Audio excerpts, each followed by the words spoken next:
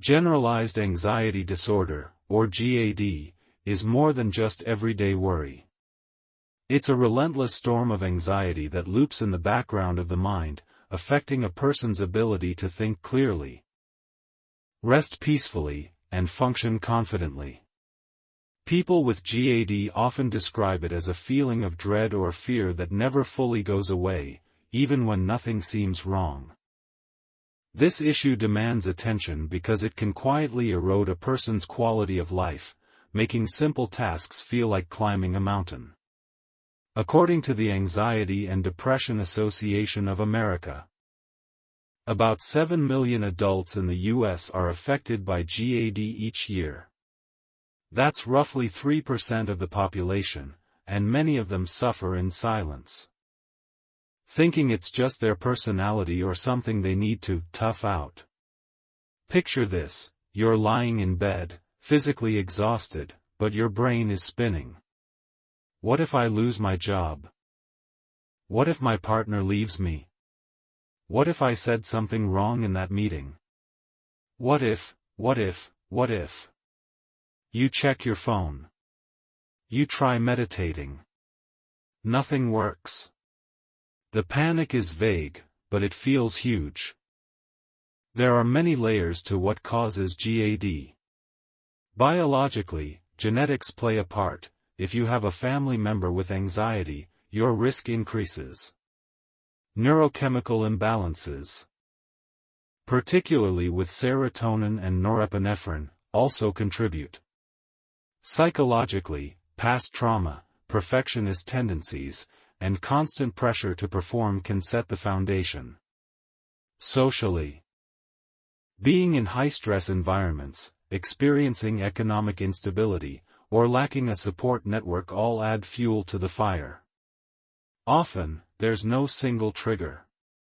Instead, it's the accumulation of small daily stressors that build into a chronic state of alarm. The symptoms of GAD can be subtle at first. Emotionally, you may feel constantly tense, restless, or irritable. Behaviorally, you might avoid situations that trigger worry, over-prepare for small tasks, or repeatedly seek reassurance from others. Physically, people with GAD often experience headaches, stomachaches, muscle tension, fatigue, or difficulty sleeping. Cognitively, it's a non-stop loop of catastrophic thinking, always expecting the worst, even when things are okay. The impact is widespread. Personally, GAD makes people feel trapped in their own thoughts, unable to relax or enjoy the present moment. Families often don't understand what's happening, which can lead to strained relationships or unhelpful advice like, just relax. Socially, it can hurt job performance, hinder friendships, and lead to withdrawal from once-loved activities. If left untreated, GAD may increase the risk of depression, substance abuse, and other anxiety disorders. Recovery is absolutely possible, but it takes consistent work and the right support. The gold standard treatment for GAD is cognitive behavioral therapy, which helps reframe distorted thinking and reduce avoidance behaviors. Mindfulness-based approaches teach people to sit with discomfort without letting it spiral. In some cases, medications like SSRIs or SNRIs are prescribed to stabilize mood and reduce symptoms, especially when therapy alone isn't enough. The most effective path is often a combination, therapy plus medication, tailored to the individual. Treatment doesn't fix everything overnight, but within several weeks to months, many people see a noticeable improvement. Coping strategies can make a huge difference in daily life. Deep breathing techniques, progressive muscle relaxation, and grounding exercises are immediate tools to calm the nervous system. Lifestyle changes like limiting caffeine, exercising regularly, and improving sleep hygiene can lower baseline anxiety. A strong support network of friends, family, or support groups creates emotional safety. It's also crucial to create an environment where the anxious person can feel calm and accepted, rather than judged or dismissed. There is so much hope. Millions of people have learned to manage their anxiety and live vibrant, joyful lives. Therapy success rates for GAD are high. Around 60 to 70% of people significantly improve with proper treatment. One of the most powerful messages is this: you are not your anxiety. You are not alone. And you can get better. So what can someone do right now? First, acknowledge the issue. Start a journal to track thoughts and identify patterns.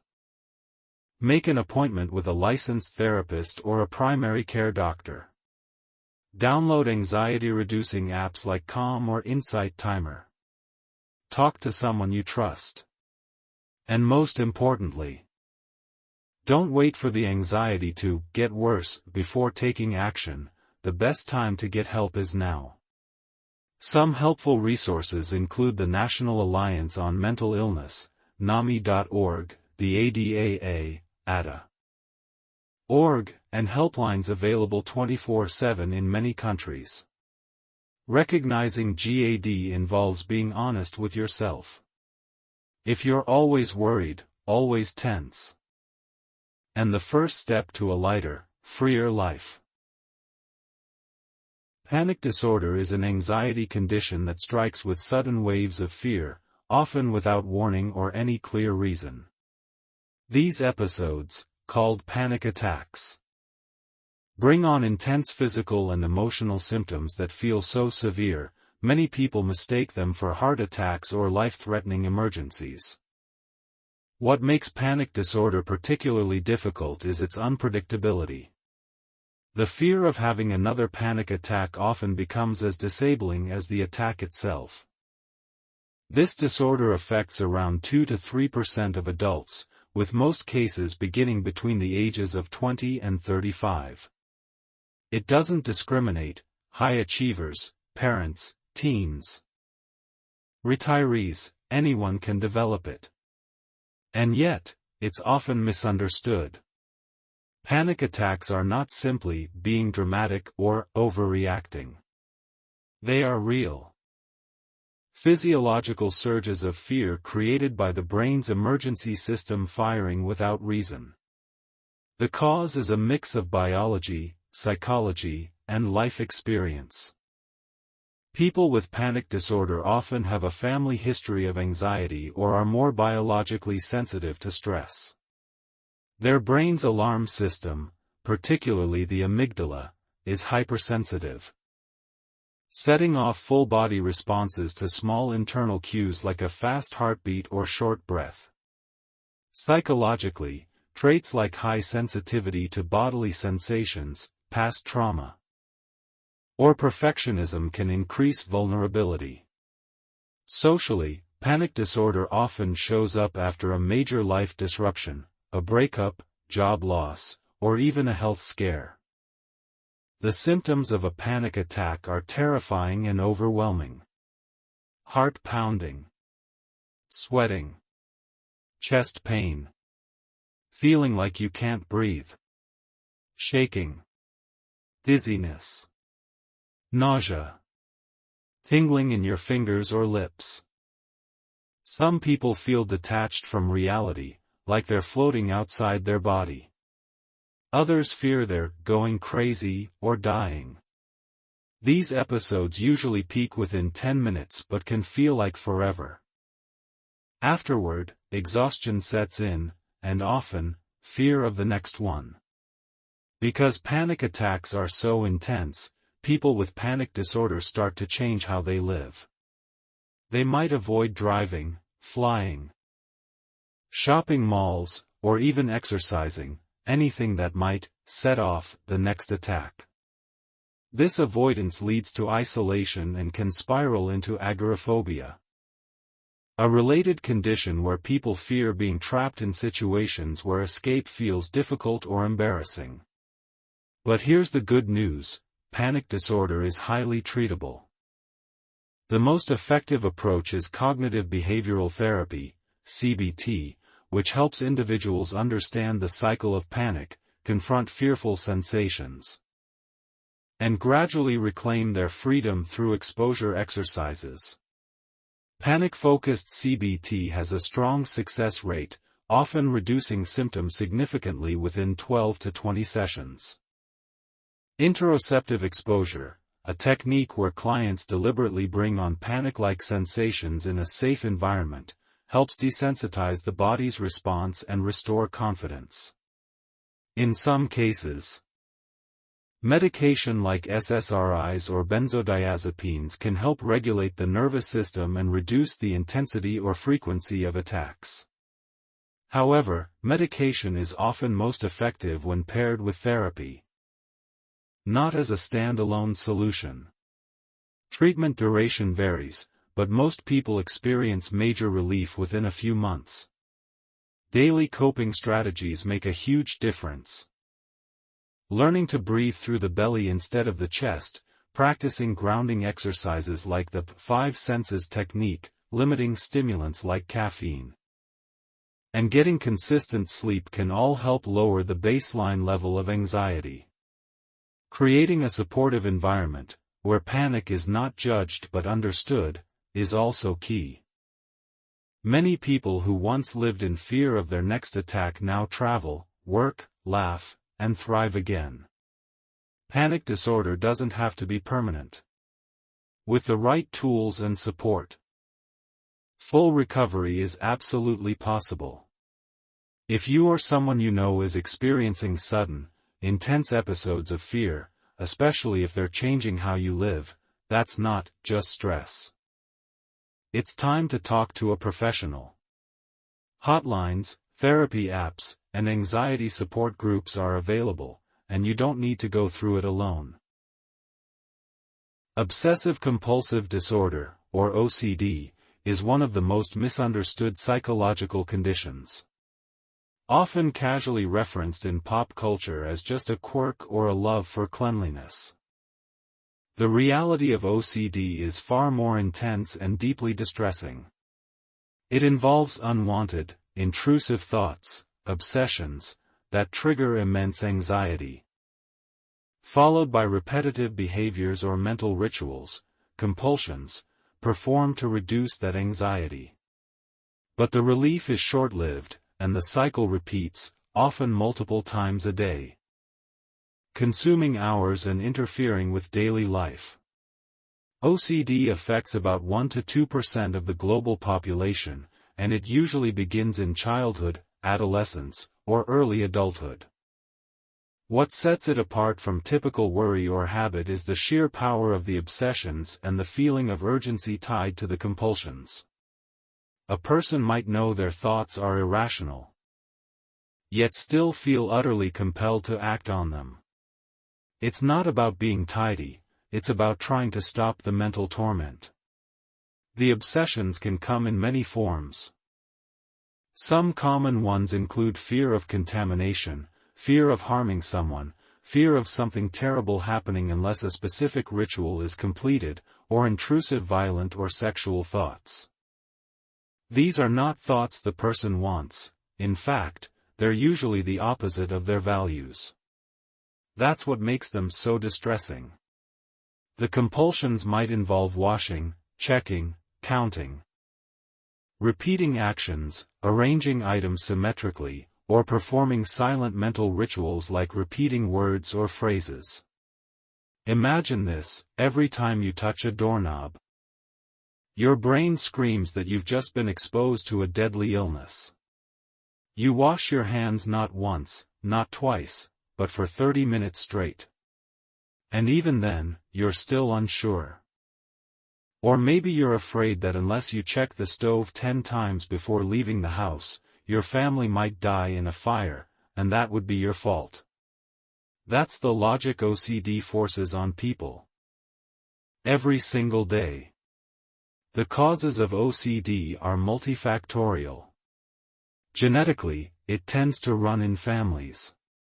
Neurobiologically, abnormalities in the brain circuits involving the orbitofrontal cortex, Anterior cingulate cortex and striatum are often found in people with OCD. Imbalances in serotonin levels may also play a role. Psychologically, perfectionism, over-responsibility, and intolerance of uncertainty are common traits among sufferers. Major life stressors or traumatic events can act as triggers, bringing latent symptoms to the surface. The impact of OCD is profound. It robs people of time, energy, and peace of mind. Entire routines may revolve around managing compulsions. Relationships are strained. School and work performance decline. And emotionally, the person may feel trapped, ashamed, and exhausted, knowing that what they're doing doesn't make sense, but being unable to stop. Treatment gives hope, and it starts with evidence-based therapy. The gold standard is exposure and response prevention, ERP, a form of cognitive behavioral therapy where the person is gradually exposed to their fears and taught to resist the compulsion. Over time, the brain learns that the feared consequence doesn't happen, or isn't as catastrophic as imagined, and the anxiety starts to fade. ERP is challenging, but incredibly effective, with success rates often between 60 to 80%. Medication, particularly SSRIs at higher doses than for depression, can also help by reducing the intensity of obsessions and making therapy easier to engage with. Daily tools like mindfulness, grounding exercises, and thought diffusion techniques can help reduce the power of obsessive thinking. Support groups, whether online or in person, remind sufferers they are not alone and that others truly understand. Educating friends and family is equally important, as well-intentioned reassurance can sometimes make OCD worse. Most importantly, OCD is manageable. With the right treatment and support, people regain control over their lives. They learn to live with uncertainty. They stop obeying the compulsions. They return to school, to work, to laughter. If you or someone you know is experiencing thoughts that feel intrusive and distressing, and if you're engaging in repeated behaviors to quiet them, this is not just overthinking. It could be OCD. And the earlier it's treated, the better the outcome. Post-traumatic stress disorder, or PTSD, is a psychological injury that develops after exposure to a terrifying or deeply disturbing event. It's not a sign of weakness. And it doesn't only affect soldiers or first responders.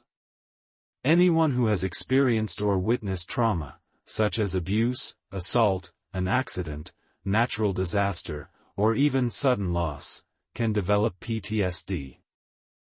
What makes it different from regular stress or grief is how the trauma gets stuck in the mind and body, replaying itself over and over again like a horror movie with no pause button.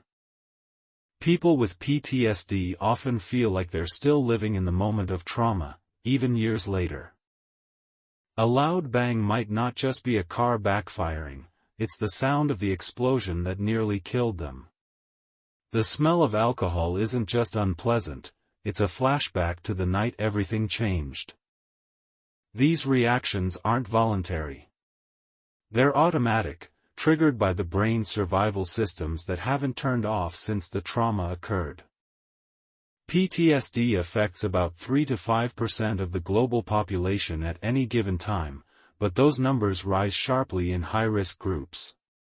For example, among survivors of violent assaults, up to 1 in 3 may develop it. Among war veterans, it can range from 11 to 20%. For children and teens, trauma can change their entire developmental path if not addressed early. The symptoms of PTSD are intense and often fall into 4 major categories: intrusive memories, avoidance, negative changes in thinking and mood, and hyperarousal.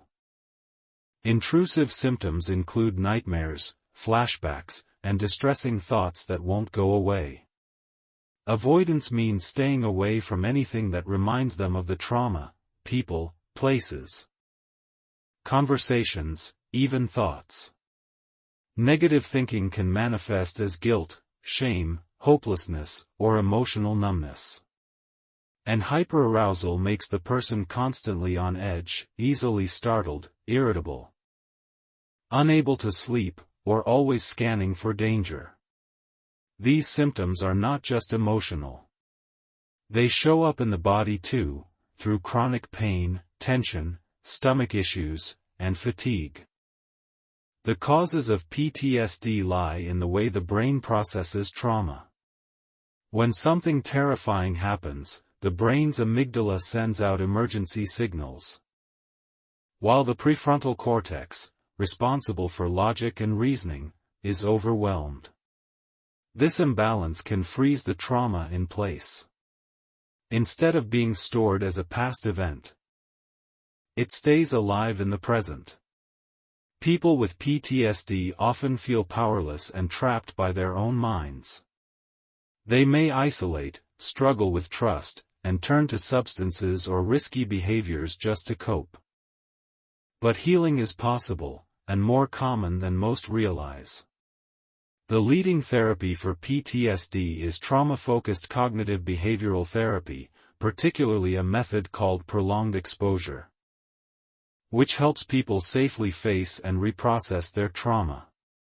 Another powerful method is EMDR, or eye movement desensitization and reprocessing, which uses guided eye movements to help the brain rewire its traumatic memories.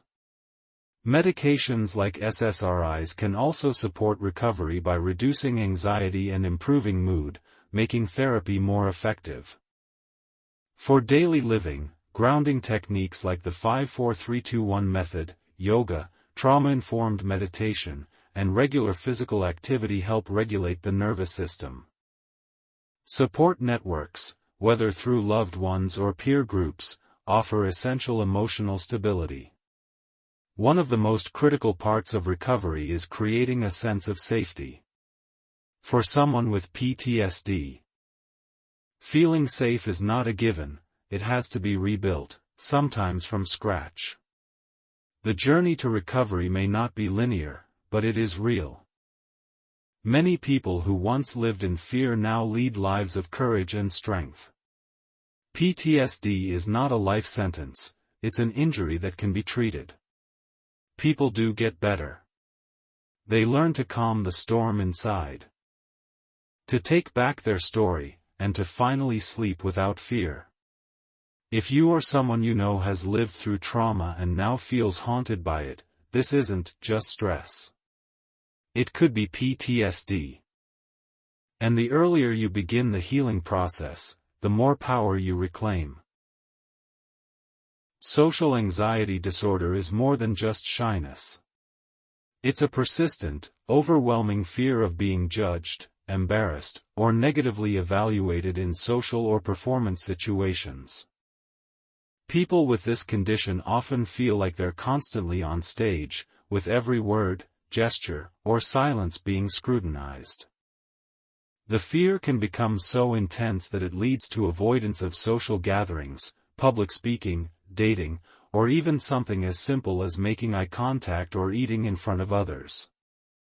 It's one of the most common anxiety disorders, affecting about 7% of people in the U.S., and it often begins in adolescence, a critical time for building confidence and relationships. Imagine this: you're at a meeting and want to ask a question. But your heart starts pounding, your throat tightens, and you feel like everyone's waiting for you to mess up. You say nothing. Later, you replay that silence over and over, feeling ashamed, even though no one noticed. That's the invisible weight social anxiety creates, a fear of humiliation so strong it steals your voice. The causes of social anxiety are a blend of genetics, brain chemistry, and life experiences. Some people are biologically more sensitive to criticism or threat. Others may have grown up in environments where they were ridiculed, overly controlled, or frequently compared to others. Traumatic social experiences like bullying, rejection, or public embarrassment can also leave lasting psychological scars that fuel the disorder. Social media and performance-based cultures only make it harder, as people constantly feel they're falling short. The symptoms show up in both the mind and body. There's the intense fear before, during, and after social events. There's hyper-awareness of how you're being perceived, second-guessing every word, and often assuming the worst. Physically, symptoms include blushing, trembling, sweating, nausea, or even full-blown panic attacks. Behaviorally, sufferers often avoid situations that involve speaking, meeting new people, or being observed. This avoidance can snowball, leading to loneliness, missed opportunities, and low self-esteem. But social anxiety is not a life sentence. It's treatable, and recovery is entirely possible. The most effective treatment is cognitive behavioral therapy, particularly exposure therapy, where people gradually face feared social situations in a safe, supportive way. Over time, the brain learns that these situations aren't dangerous and that mistakes are okay. Another useful approach is social skills training, which helps people build confidence through practice and positive reinforcement. For more severe cases, medications like SSRIs can reduce the anxiety enough to make therapy more effective. Daily strategies also matter. Learning grounding techniques, practicing mindfulness, and challenging negative self-talk all help reduce the intensity of social fears. Joining support groups, whether online or in person, offers a sense of belonging and validation. Most importantly, it's crucial to build environments where people feel accepted, not judged, because the fear of judgment is at the heart of social anxiety. Many people who once avoided speaking up are now giving speeches, building relationships, and thriving in their careers. Social anxiety doesn't define who you are. It's just a chapter, not the whole story. If you or someone you know dread social interaction to the point of distress or avoidance, know that help is available, and change is possible. You can learn to speak with confidence, connect without fear, and take up space in the world without apology.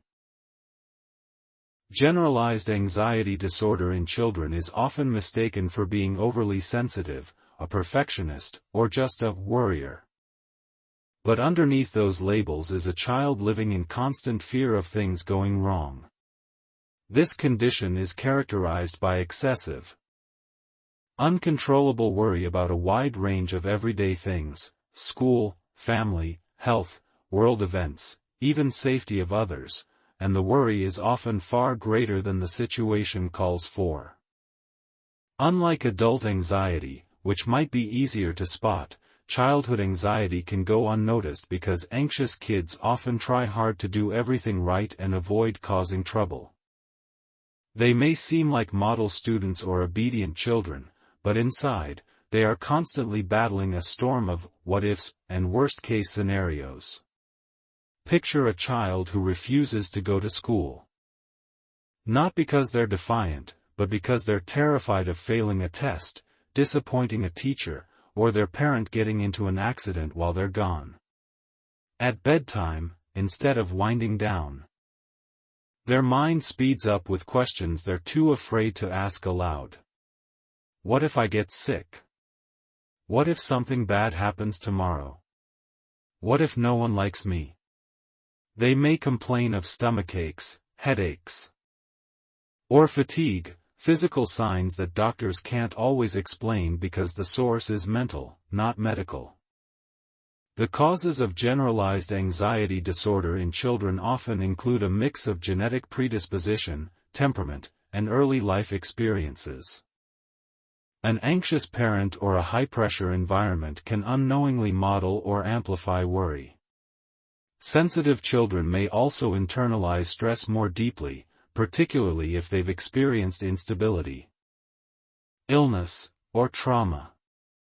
And in today's world, exposure to overwhelming information, from news to social media, adds to the weight on young minds. Symptoms in children can be both emotional and physical. They may seek constant reassurance, struggle to focus in class, become irritable or clingy, and have trouble sleeping. Physical symptoms often mimic illness: sore stomach, tight chest, shaky hands, rapid heartbeat. These children tend to avoid new situations, have perfectionistic tendencies, and may feel paralyzed by fear of making mistakes. The long-term effects of untreated childhood anxiety can be serious. It can interfere with academic performance, social development, and self-confidence.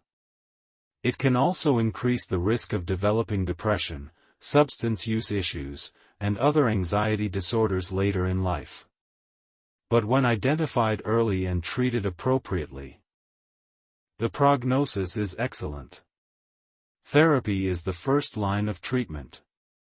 Cognitive behavioral therapy adapted for children helps them learn how to identify and reframe anxious thoughts, build coping strategies, and gradually face fears.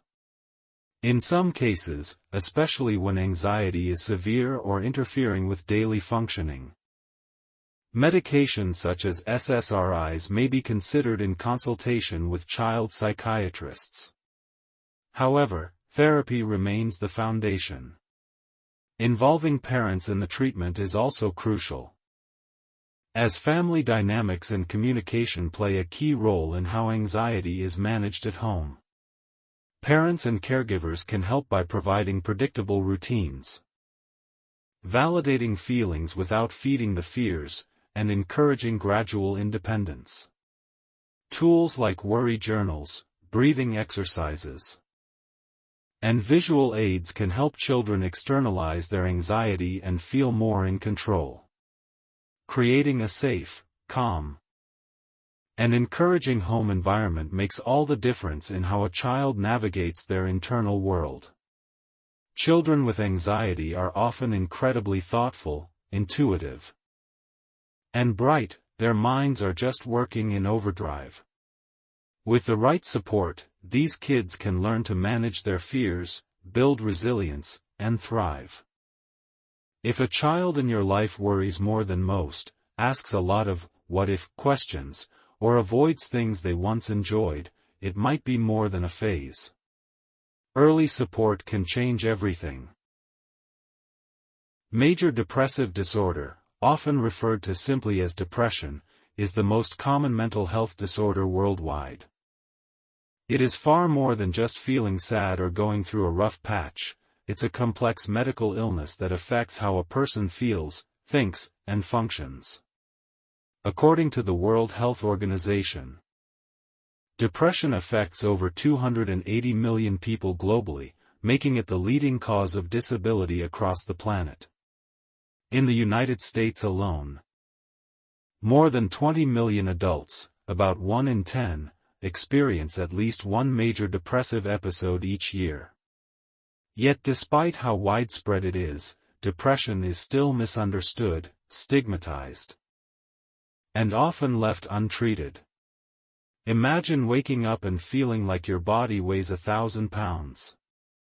There's no physical injury, but just getting out of bed feels impossible. You used to enjoy music, reading, or spending time with loved ones, but now everything feels flat, pointless, or exhausting. The voice in your head is not just negative, it's relentless. It whispers that you're a burden, that you've failed, that nothing will ever get better. You may smile in public, perform at work, and reply, "I'm fine," out of habit, but inside, you feel like you're slowly fading.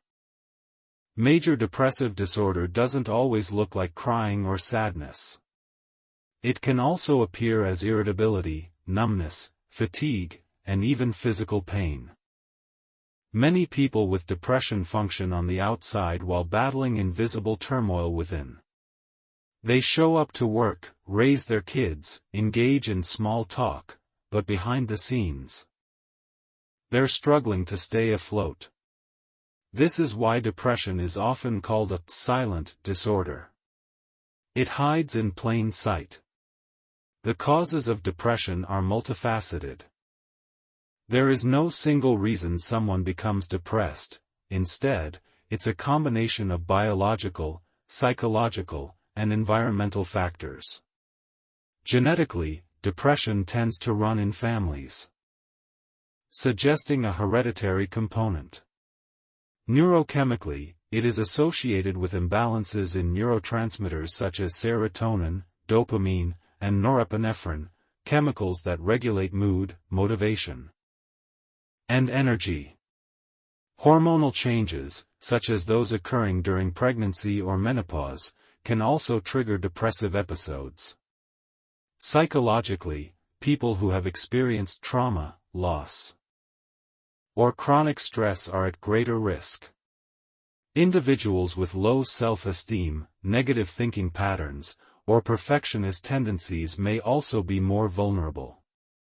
Socially, a lack of supportive relationships, financial instability, discrimination, or prolonged isolation can deepen the sense of helplessness that depression feeds on. For some, it's a specific life event, a breakup, a job loss, a health scare. For others, depression creeps in slowly, with no clear trigger. The symptoms of depression are varied and can affect every part of a person's life. Emotionally, individuals often feel overwhelming sadness, hopelessness, or emptiness. There may be a constant sense of guilt or worthlessness, even when there's no rational reason. Energy levels plummet, making even small tasks feel insurmountable. Concentration becomes difficult. Memory may suffer, and decision-making can feel paralyzed. Sleep is often disturbed. Some people can't sleep at all, while others sleep all day. Appetite changes too, leading to noticeable weight loss or gain. Many people report physical symptoms like headaches, stomachaches, or unexplained aches and pains. The most alarming symptom is suicidal ideation, thoughts of death or ending one's life. This doesn't mean someone will act on these thoughts, but they are a serious sign that professional help is needed.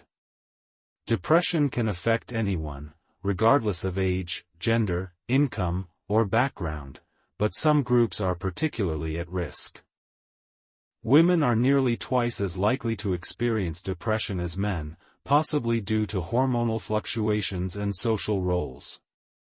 However, men with depression are less likely to seek help and more likely to die by suicide.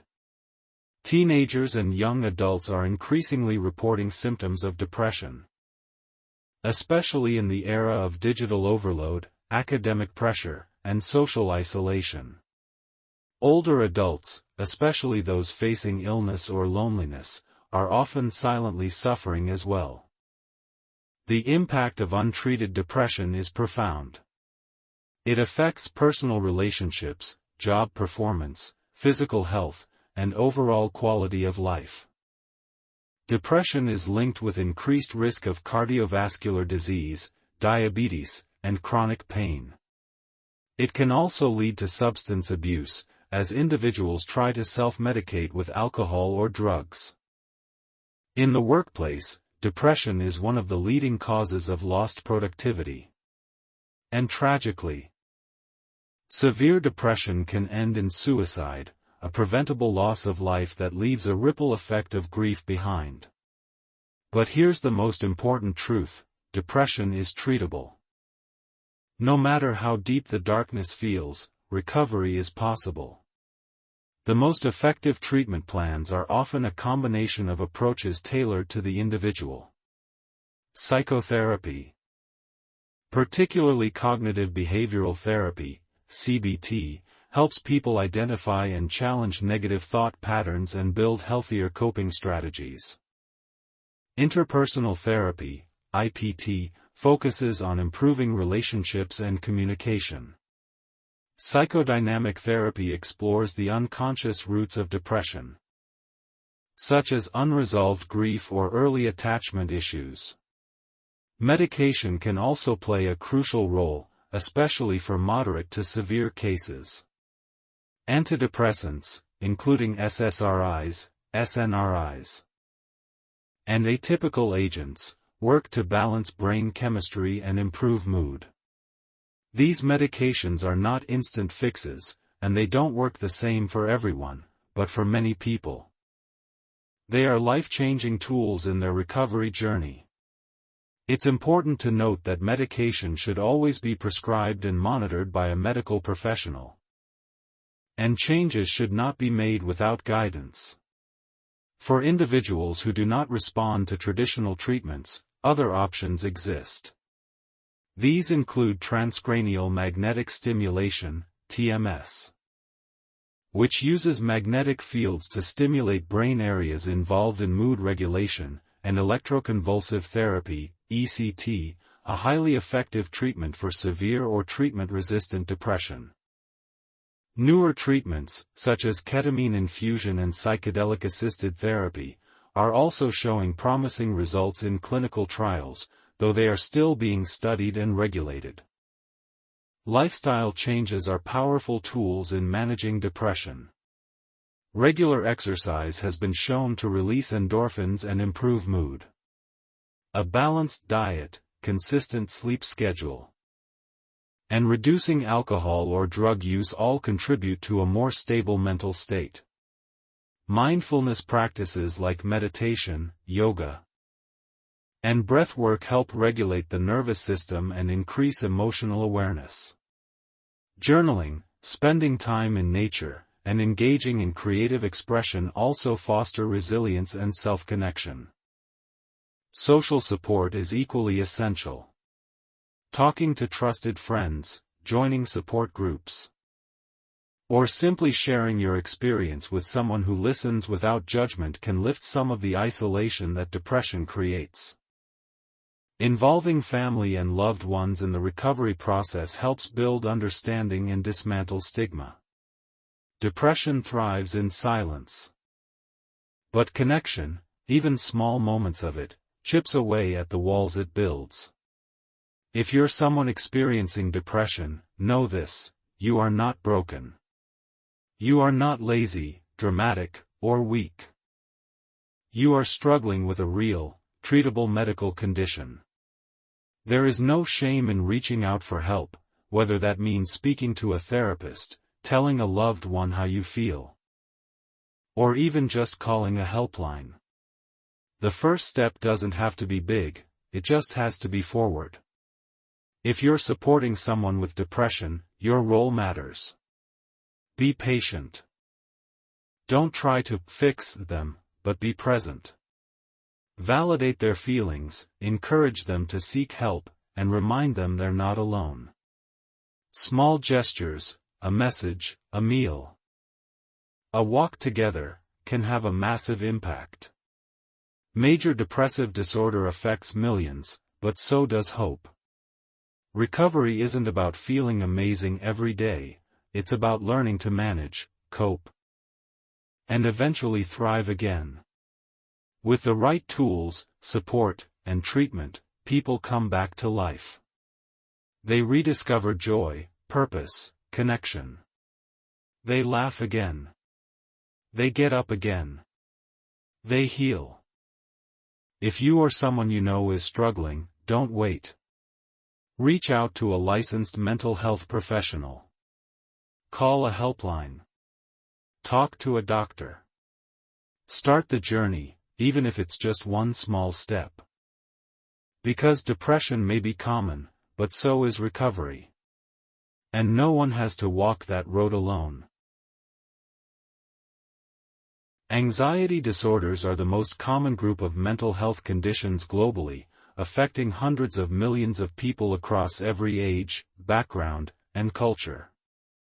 Unlike temporary stress or fear that everyone experiences from time to time, anxiety disorders involve persistent, excessive, and often irrational worry or fear that interferes with daily life.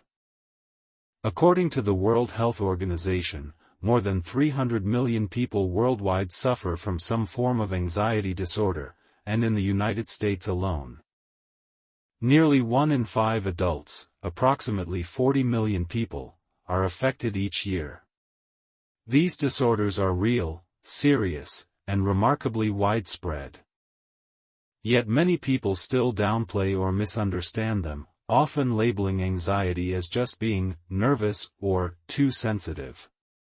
To understand how anxiety disorders work, imagine living in a constant state of what if. What if I mess up? What if I lose control?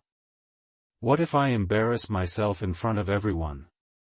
For some, the anxiety hits as racing thoughts, heart pounding, shortness of breath, or dizziness. For others, it's a silent undercurrent, an endless loop of worry and tension that never seems to shut off.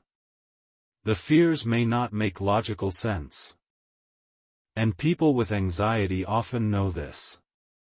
But that awareness doesn't make the fear go away. There are several types of anxiety disorders, each with its own specific focus and symptoms. Generalized anxiety disorder, GAD, involves chronic worry about everyday matters like health, money, work, or relationships. Panic disorder is marked by sudden, intense panic attacks, overwhelming episodes of terror that often feel like a heart attack or a loss of control. Social anxiety disorder causes extreme fear in social or performance situations due to worries about being judged or humiliated. Specific phobias involve intense fear of a particular object or situation, such as heights, flying, or spiders, far beyond the actual risk. Separation anxiety disorder, often associated with children, can affect adults too and causes extreme distress when separated from loved ones. And then there's agoraphobia, which involves fear of being in situations where escape might be difficult or help unavailable, such as crowded places or public transportation. While the specific triggers may differ, all anxiety disorders share a common feature: the brain's threat detection system is overactive. The amygdala, the part of the brain responsible for detecting danger, sends out alarms even when no real threat is present. This activates the body's fight-or-flight response, flooding the system with adrenaline, increasing heart rate and respiration, and sharpening alertness. These responses are useful in emergencies. But when they're constantly activated by imagined threats, they become debilitating. The causes of anxiety disorders are complex and multifaceted. Genetics play a role. Individuals with a family history of anxiety are more likely to develop it themselves. Brain chemistry is also a factor, particularly the regulation of neurotransmitters like serotonin, dopamine, and gamma-aminobutyric acid, GABA, which affect mood and stress responses. Personality traits, such as perfectionism or low tolerance for uncertainty, increase vulnerability. Environmental factors like trauma, abuse, chronic stress, or major life transitions can trigger anxiety, especially in people already predisposed. In many cases, anxiety is a learned response, shaped over time by repeated exposure to fear or instability. The symptoms of anxiety disorders are both mental and physical. Mentally, anxiety can show up as racing thoughts, excessive worry, irritability, restlessness, and difficulty concentrating. People often feel tense, on edge, or like something bad is about to happen. Physically, symptoms include rapid heartbeat, muscle tension, headaches, stomachaches, fatigue, sweating, trembling, nausea, and sleep problems. These symptoms can mimic serious medical conditions, leading people to visit emergency rooms or doctors multiple times before they realize the root cause is psychological, not physical. The effects of anxiety disorders ripple through every part of life.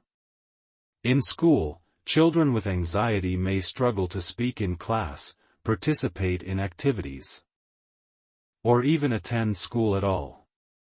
Teens may avoid social interactions, suffer academically, or experience increased risk of substance abuse. In adults, anxiety can damage careers, relationships, and physical health. It may lead to missed opportunities, social isolation, and chronic illness. Over time, untreated anxiety increases the risk for depression, substance use disorders, and even suicidal thoughts.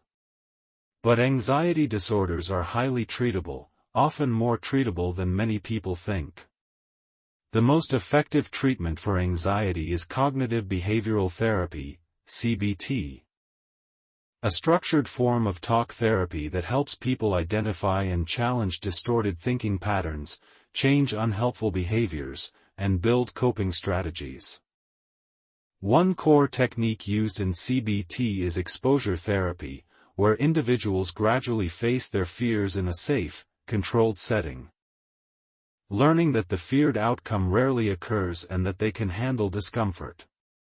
Other therapeutic approaches include acceptance and commitment therapy, ACT, which focuses on embracing difficult emotions rather than avoiding them, and mindfulness-based therapies, which teach present-moment awareness and help reduce reactivity.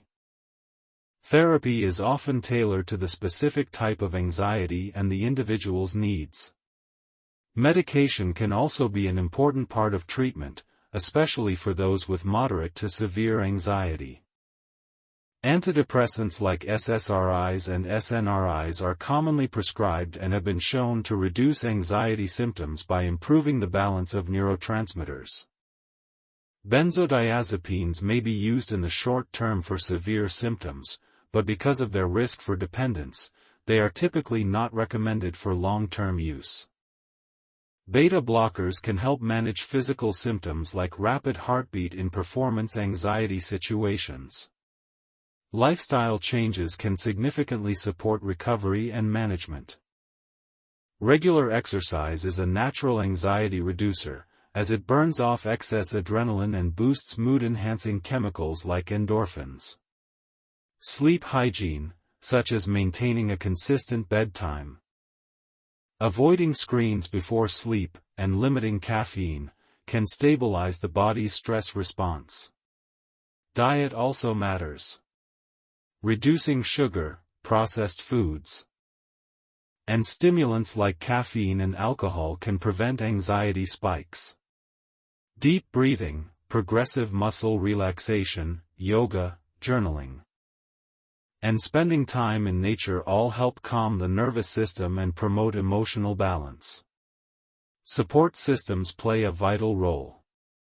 Talking to friends, family, or a therapist about what you're experiencing reduces the isolation that anxiety often brings. Support groups, whether in person or online, allow people to share their stories, learn coping skills, and see that they are not alone. Many people find healing in connection, realizing that others understand their fears makes those fears feel less overwhelming. It's important to understand that recovery from anxiety is not about eliminating fear completely. Fear is a normal human emotion. Recovery is about learning how to live with uncertainty, how to sit with discomfort without letting it control your decisions, and how to respond to fear in healthier, more empowered ways. People with anxiety can, and do, go on to lead rich, fulfilling, courageous lives. They become leaders, artists, teachers, parents, athletes. Anxiety might be part of their story, but it doesn't have to be the headline. If you're someone who constantly worries, avoid situations out of fear, or feels like your mind is running in overdrive all the time, it's okay to ask for help. You don't have to wait for a crisis. The earlier anxiety is addressed, the easier it is to treat. Start by talking to a trusted person, reaching out to a therapist, or even using a mental health app designed to help track symptoms and teach coping strategies. Anxiety is not weakness. It's not something you can just snap out of. It's a real, biological, and treatable condition. And seeking help is not just brave, it's wise. With the right support, tools, and mindset, you can learn to quiet the noise in your mind, reclaim your peace, and take back control of your life. Substance use disorder, often referred to as SUD, is one of the most widespread and devastating mental health conditions affecting individuals, families, and communities worldwide. It is a chronic, relapsing condition characterized by the compulsive use of a substance despite harmful consequences.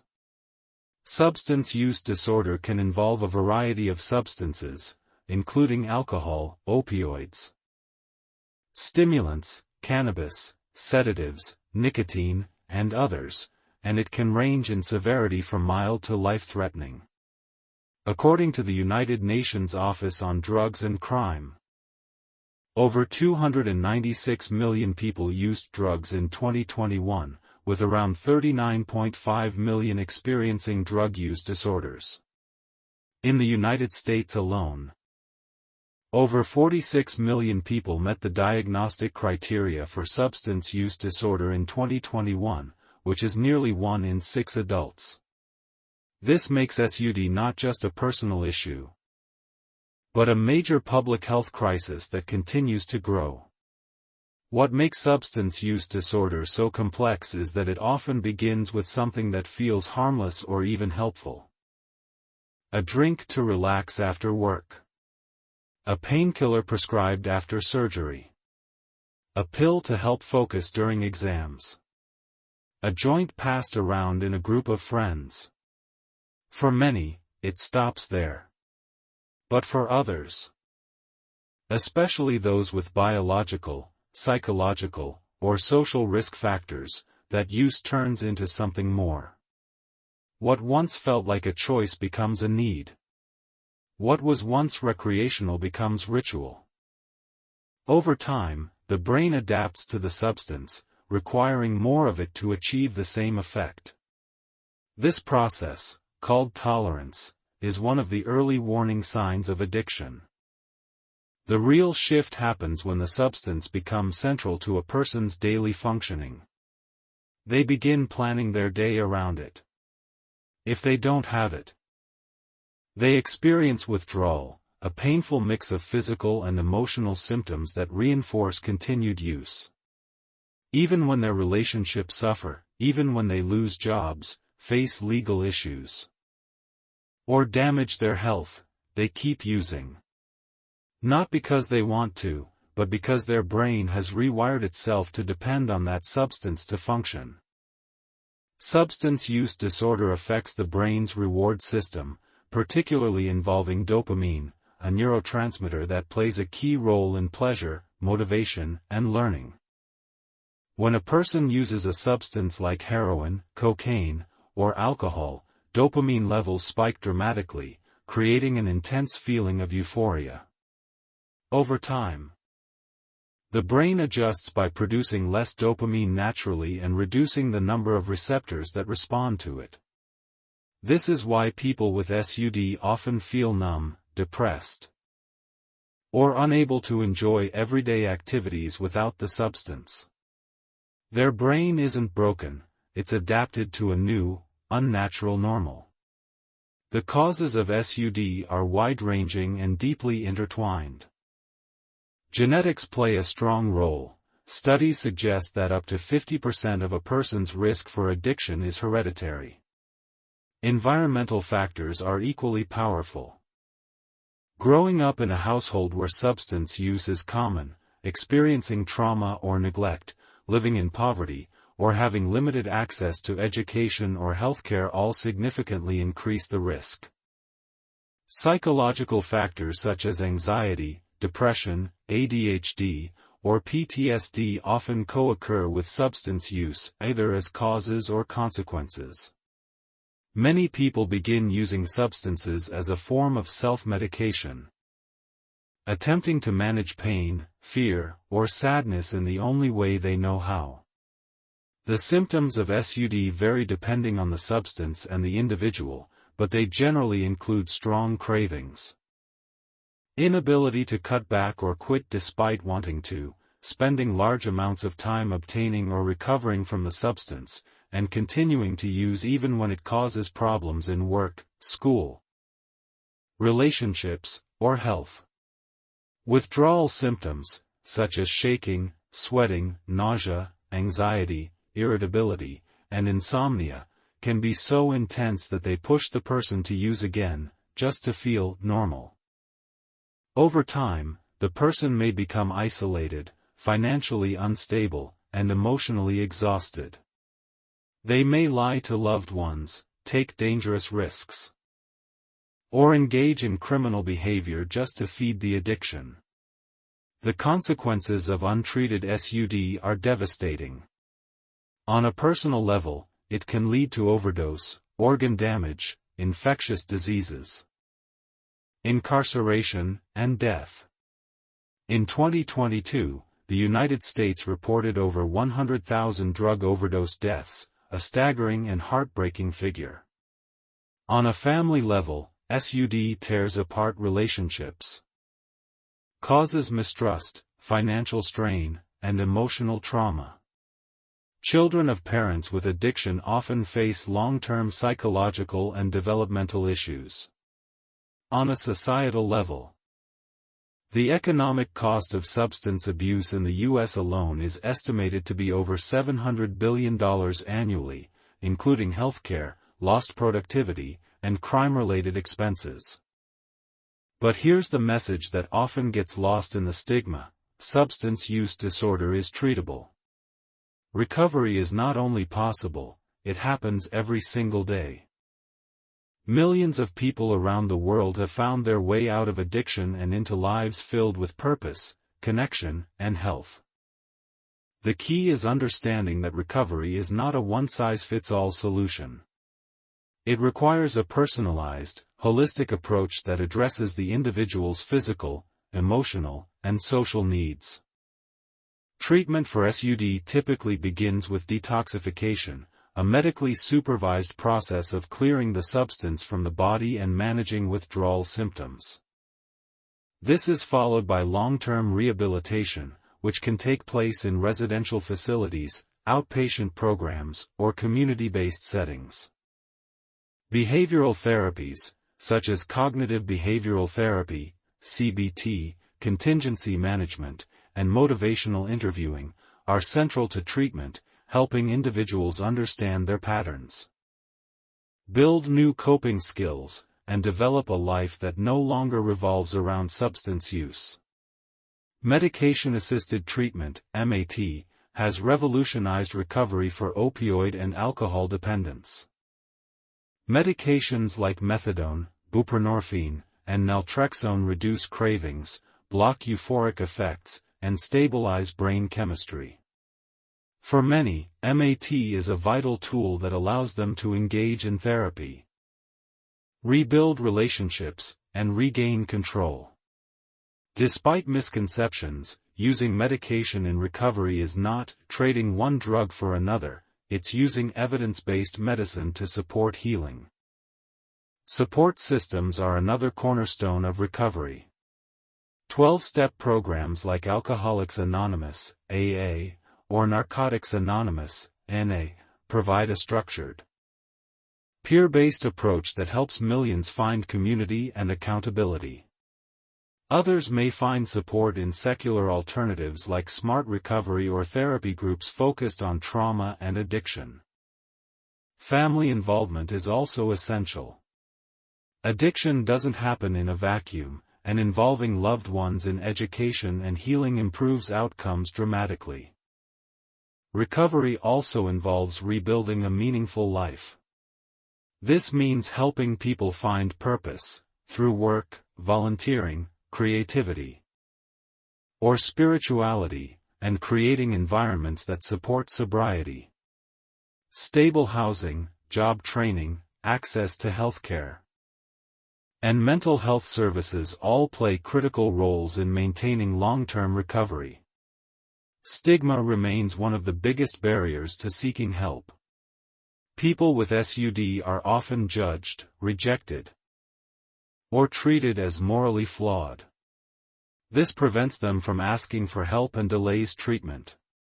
But addiction is not a moral failure, it's a chronic illness, and like diabetes or heart disease, it requires compassion, treatment, and support. Education is one of our strongest tools in breaking the cycle of addiction. The more we understand about how substance use affects the brain, the more we can approach it with empathy rather than punishment. Teaching kids about mental health, emotional regulation, and resilience before they ever encounter substances gives them tools to cope in healthier ways. Promoting mental health in schools, workplaces, and communities reduces risk and promotes healing. If you or someone you love is struggling with substance use, you are not alone. There is help. There is hope. You can start by talking to your doctor, calling a treatment center, or reaching out to a support group. Even just telling one trusted person how you feel can be the beginning of recovery. The road ahead may be long, but it is absolutely worth it. Recovery is not about perfection, it's about progress, one step at a time. Substance use disorder may be common, but so is recovery. Millions have walked this path and come out stronger. Healing is possible. Life beyond addiction is possible.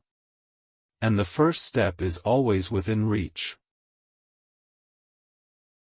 Insomnia and sleep disorders are among the most widespread and overlooked health challenges in the modern world. While sleep may seem like a passive act of resting, it is actually a complex and essential biological process that affects every system in the body. When sleep becomes disrupted, the consequences can ripple across physical health, emotional balance, mental clarity, and overall quality of life. According to the World Health Organization and the Centers for Disease Control and Prevention, CDC, more than one-third of adults globally do not get enough sleep, and around 10 to 30% of the world's population suffers from chronic insomnia at some point in their lives.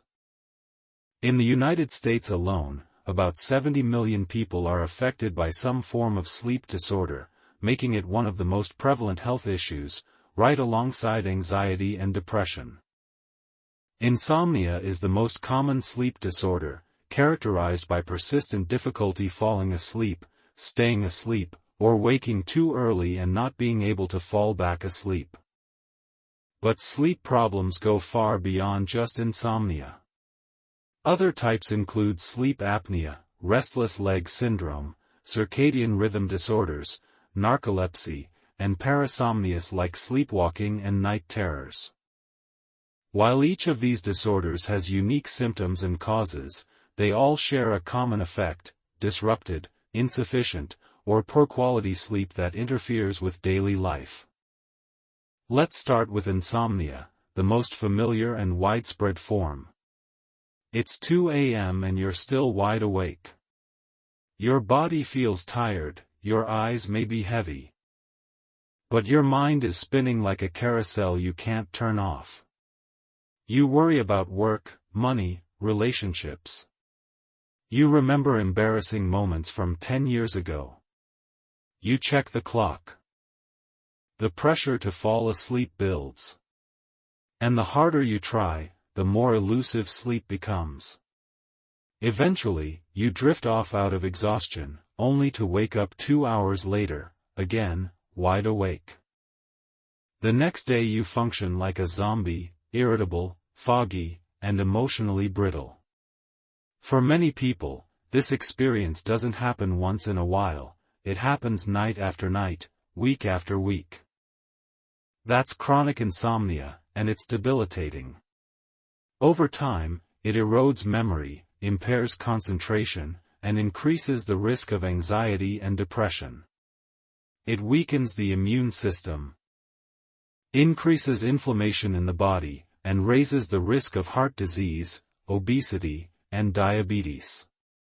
Sleep isn't a luxury, it's a biological necessity. And chronic sleep deprivation can shorten lifespan just as much as smoking or poor diet. The causes of insomnia are diverse. Psychological stress is one of the biggest culprits. Anxiety, overthinking, trauma, or chronic worry can keep the brain in a hyperalert state long after bedtime. Depression also disrupts sleep, either by causing early morning awakenings or by shifting the body's natural sleep cycles. Lifestyle habits play a major role too: excessive screen time before bed, inconsistent sleep schedules, caffeine or alcohol use, and irregular work shifts can all interfere with the body's internal clock. Medical conditions like chronic pain, acid reflux, or respiratory disorders often cause nighttime awakenings. And for many, there's no single cause, just a gradual accumulation of stress, habits, and disruptions that eventually take over the night. Sleep apnea is another major sleep disorder that affects millions, often without being recognized. In this condition, breathing repeatedly stops and starts during sleep due to blocked airways. People with sleep apnea may snore loudly, gasp for air in their sleep, or wake up feeling exhausted even after a full night in bed. It's more common in men, people who are overweight, or those with a family history, but it can affect anyone, including children. Left untreated, sleep apnea dramatically increases the risk of hypertension, stroke, heart failure, and motor vehicle accidents due to daytime sleepiness. Restless leg syndrome is yet another common and frustrating condition. People with RLS experience uncomfortable sensations in their legs, like crawling, tingling, or aching, that create an irresistible urge to move. These symptoms usually worsen in the evening and can significantly delay sleep onset. The condition is linked to iron deficiency, certain neurological issues, and in many cases, it runs in families. Though not dangerous, it can severely disrupt rest and lead to chronic sleep debt over time. Circadian rhythm sleep disorders involve a misalignment between a person's internal body clock and the external environment.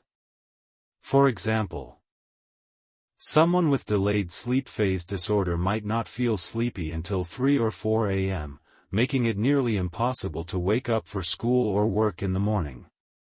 Shift workers, who often work overnight or rotating schedules, are particularly prone to circadian misalignment, which leads to chronic fatigue, mood swings, and impaired performance.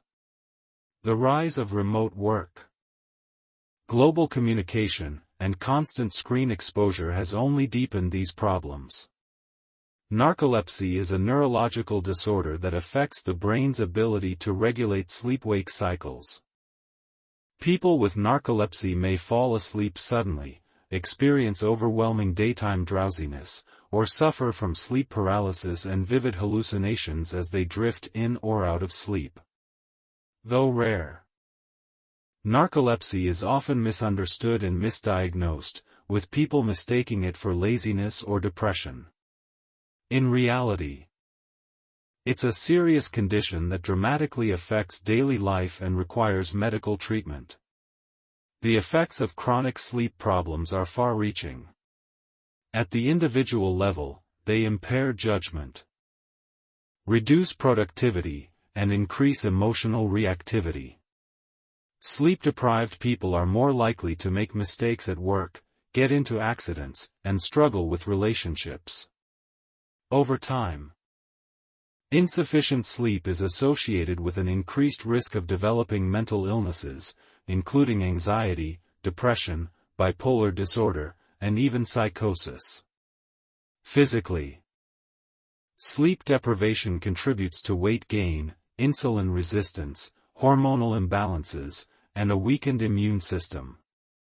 It's no exaggeration to say that sleep is a pillar of health, equal in importance to nutrition and exercise. Fortunately, sleep disorders are treatable, often more effectively than people realize. For insomnia, the gold standard treatment is cognitive behavioral therapy for insomnia, CBTI. This is a structured, short-term therapy that helps individuals change unhelpful beliefs and behaviors around sleep. It includes techniques like stimulus control, sleep restriction, relaxation training, and cognitive restructuring. Unlike sleeping pills, which only treat symptoms, CBTI targets the root of the problem and has long-lasting effects. For sleep apnea, the most common treatment is the use of a CPAP, continuous positive airway pressure, machine, which keeps airways open during sleep. Although adjusting to CPAP can be challenging, it's a life-saving tool for many. Lifestyle changes like weight loss, avoiding alcohol, and changing sleep position can also help. In some cases, dental devices or surgery may be recommended. Restless leg syndrome can be managed through medications that affect dopamine. Iron supplements, if deficiency is present, and lifestyle adjustments like reducing caffeine, exercising regularly, and applying heat or cold to the legs.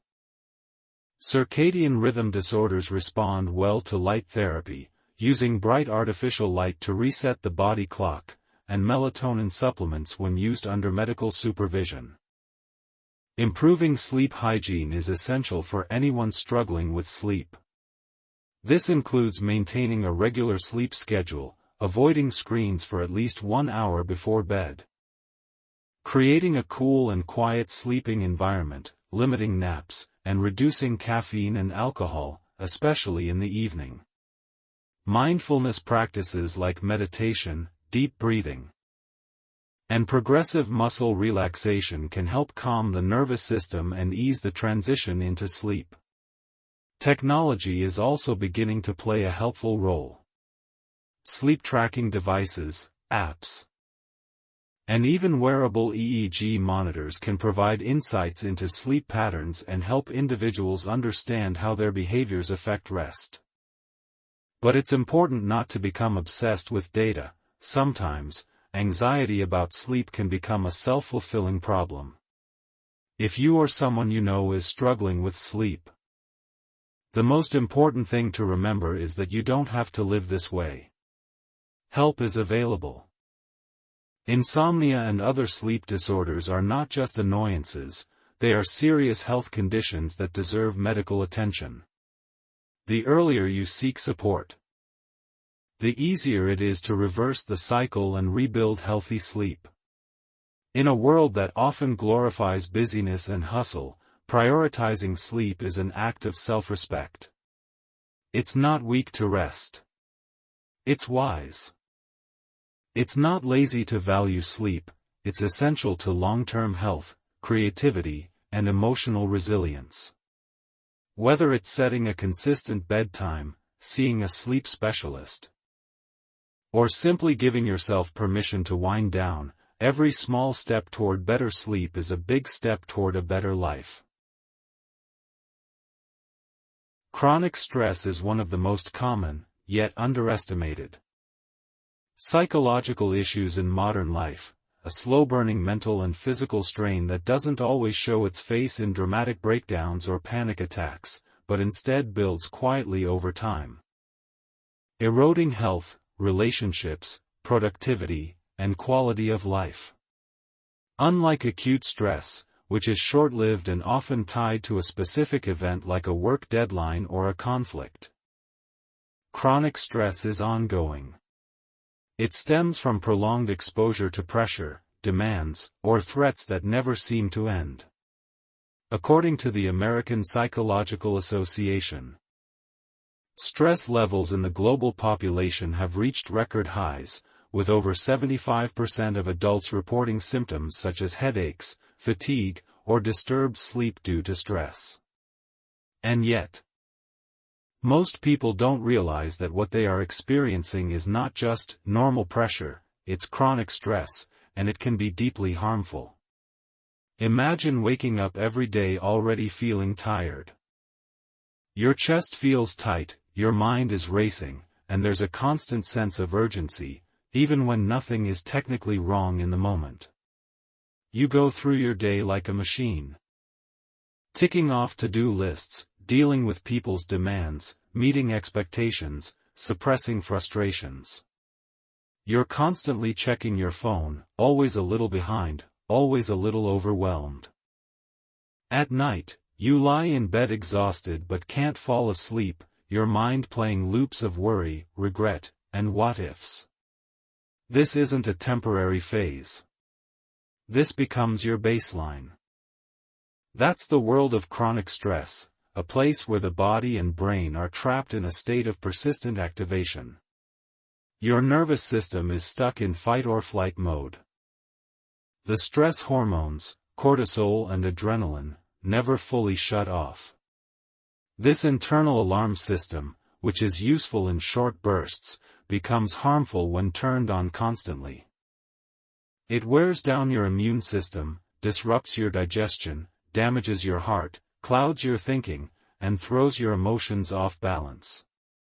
Over time, chronic stress can turn into anxiety, depression, high blood pressure, digestive issues, insomnia, weakened immunity, and even memory loss. There are many sources of chronic stress.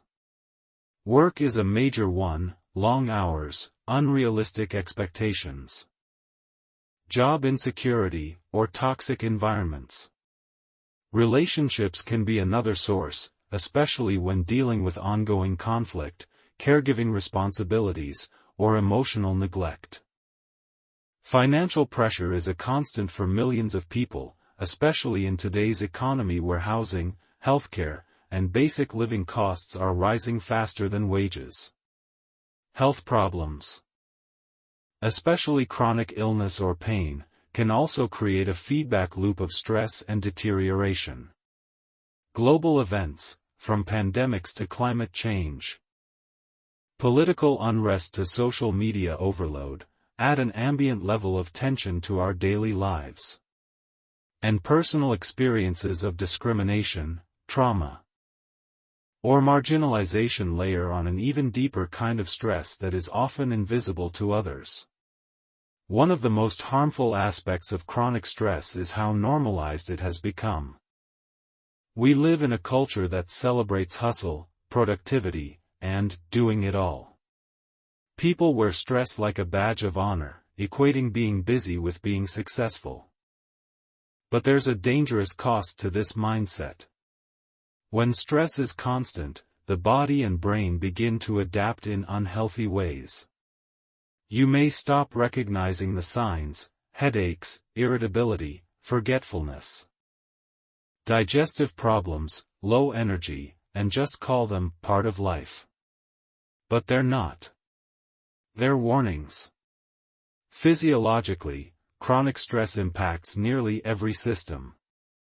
It raises blood pressure, increasing the risk of heart disease and stroke. It suppresses the immune system, making you more vulnerable to illness. It increases inflammation, which is linked to everything from arthritis to cancer.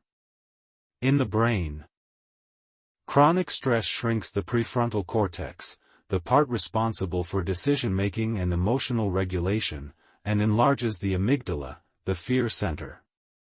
This rewiring makes people more reactive, less focused, and more emotionally volatile. Psychologically, the toll is equally profound. Chronic stress reduces motivation, dampens joy, and makes it hard to feel connected to others. It contributes to burnout, a state of emotional exhaustion, cynicism, and reduced effectiveness at work. It can feed anxiety, making people feel jumpy, restless, or on edge all the time. It can lead to depression, sapping energy, distorting thinking, and creating a sense of hopelessness. Over time, people under chronic stress may withdraw from relationships, stop pursuing goals, or lose interest in things that once brought them meaning. And perhaps the cruelest part is that chronic stress often convinces people that they are failing, when in fact, they are carrying too much. The inner narrative becomes, "What's wrong with me?" instead of, "What's wrong with this situation?"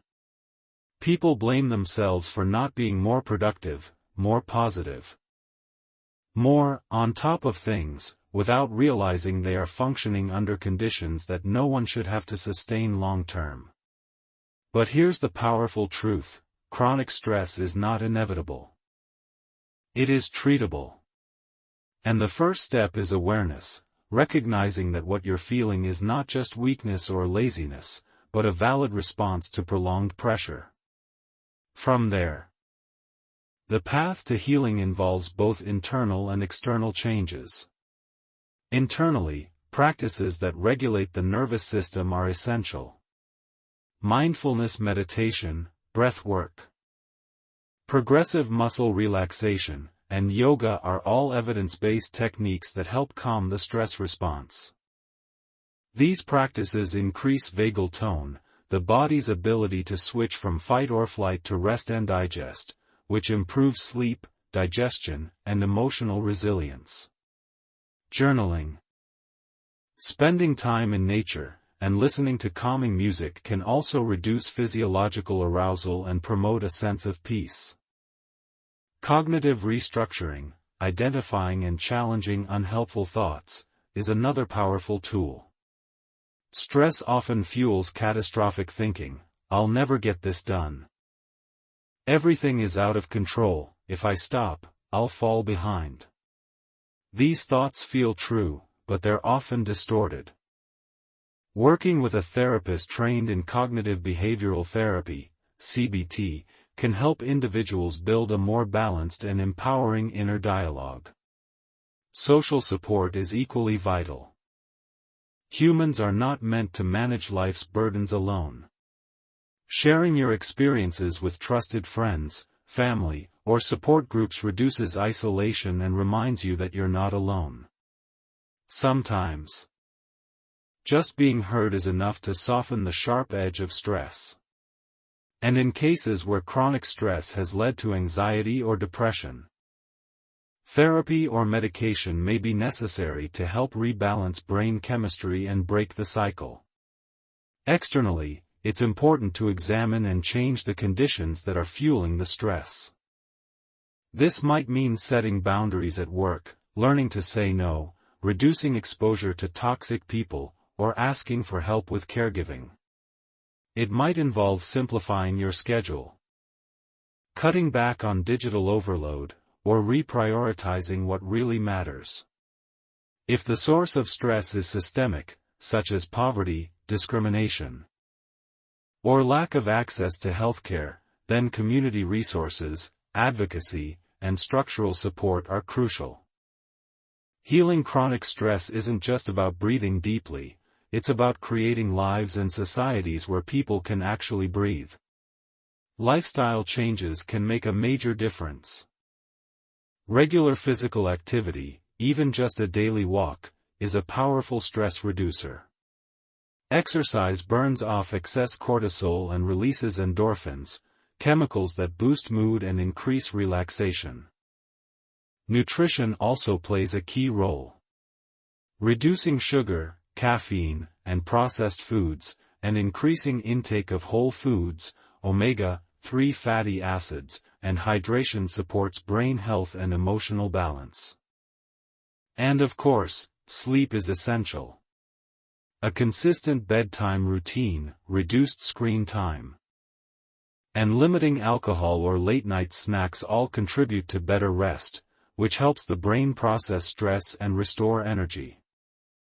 One of the biggest mindset shifts in managing chronic stress is moving from just push through to pause and reset. Taking breaks, even short ones, throughout the day helps prevent burnout. So does doing things that bring joy or laughter, play, art, dancing, hobbies, time with pets or kids. Joy is not a distraction from productivity.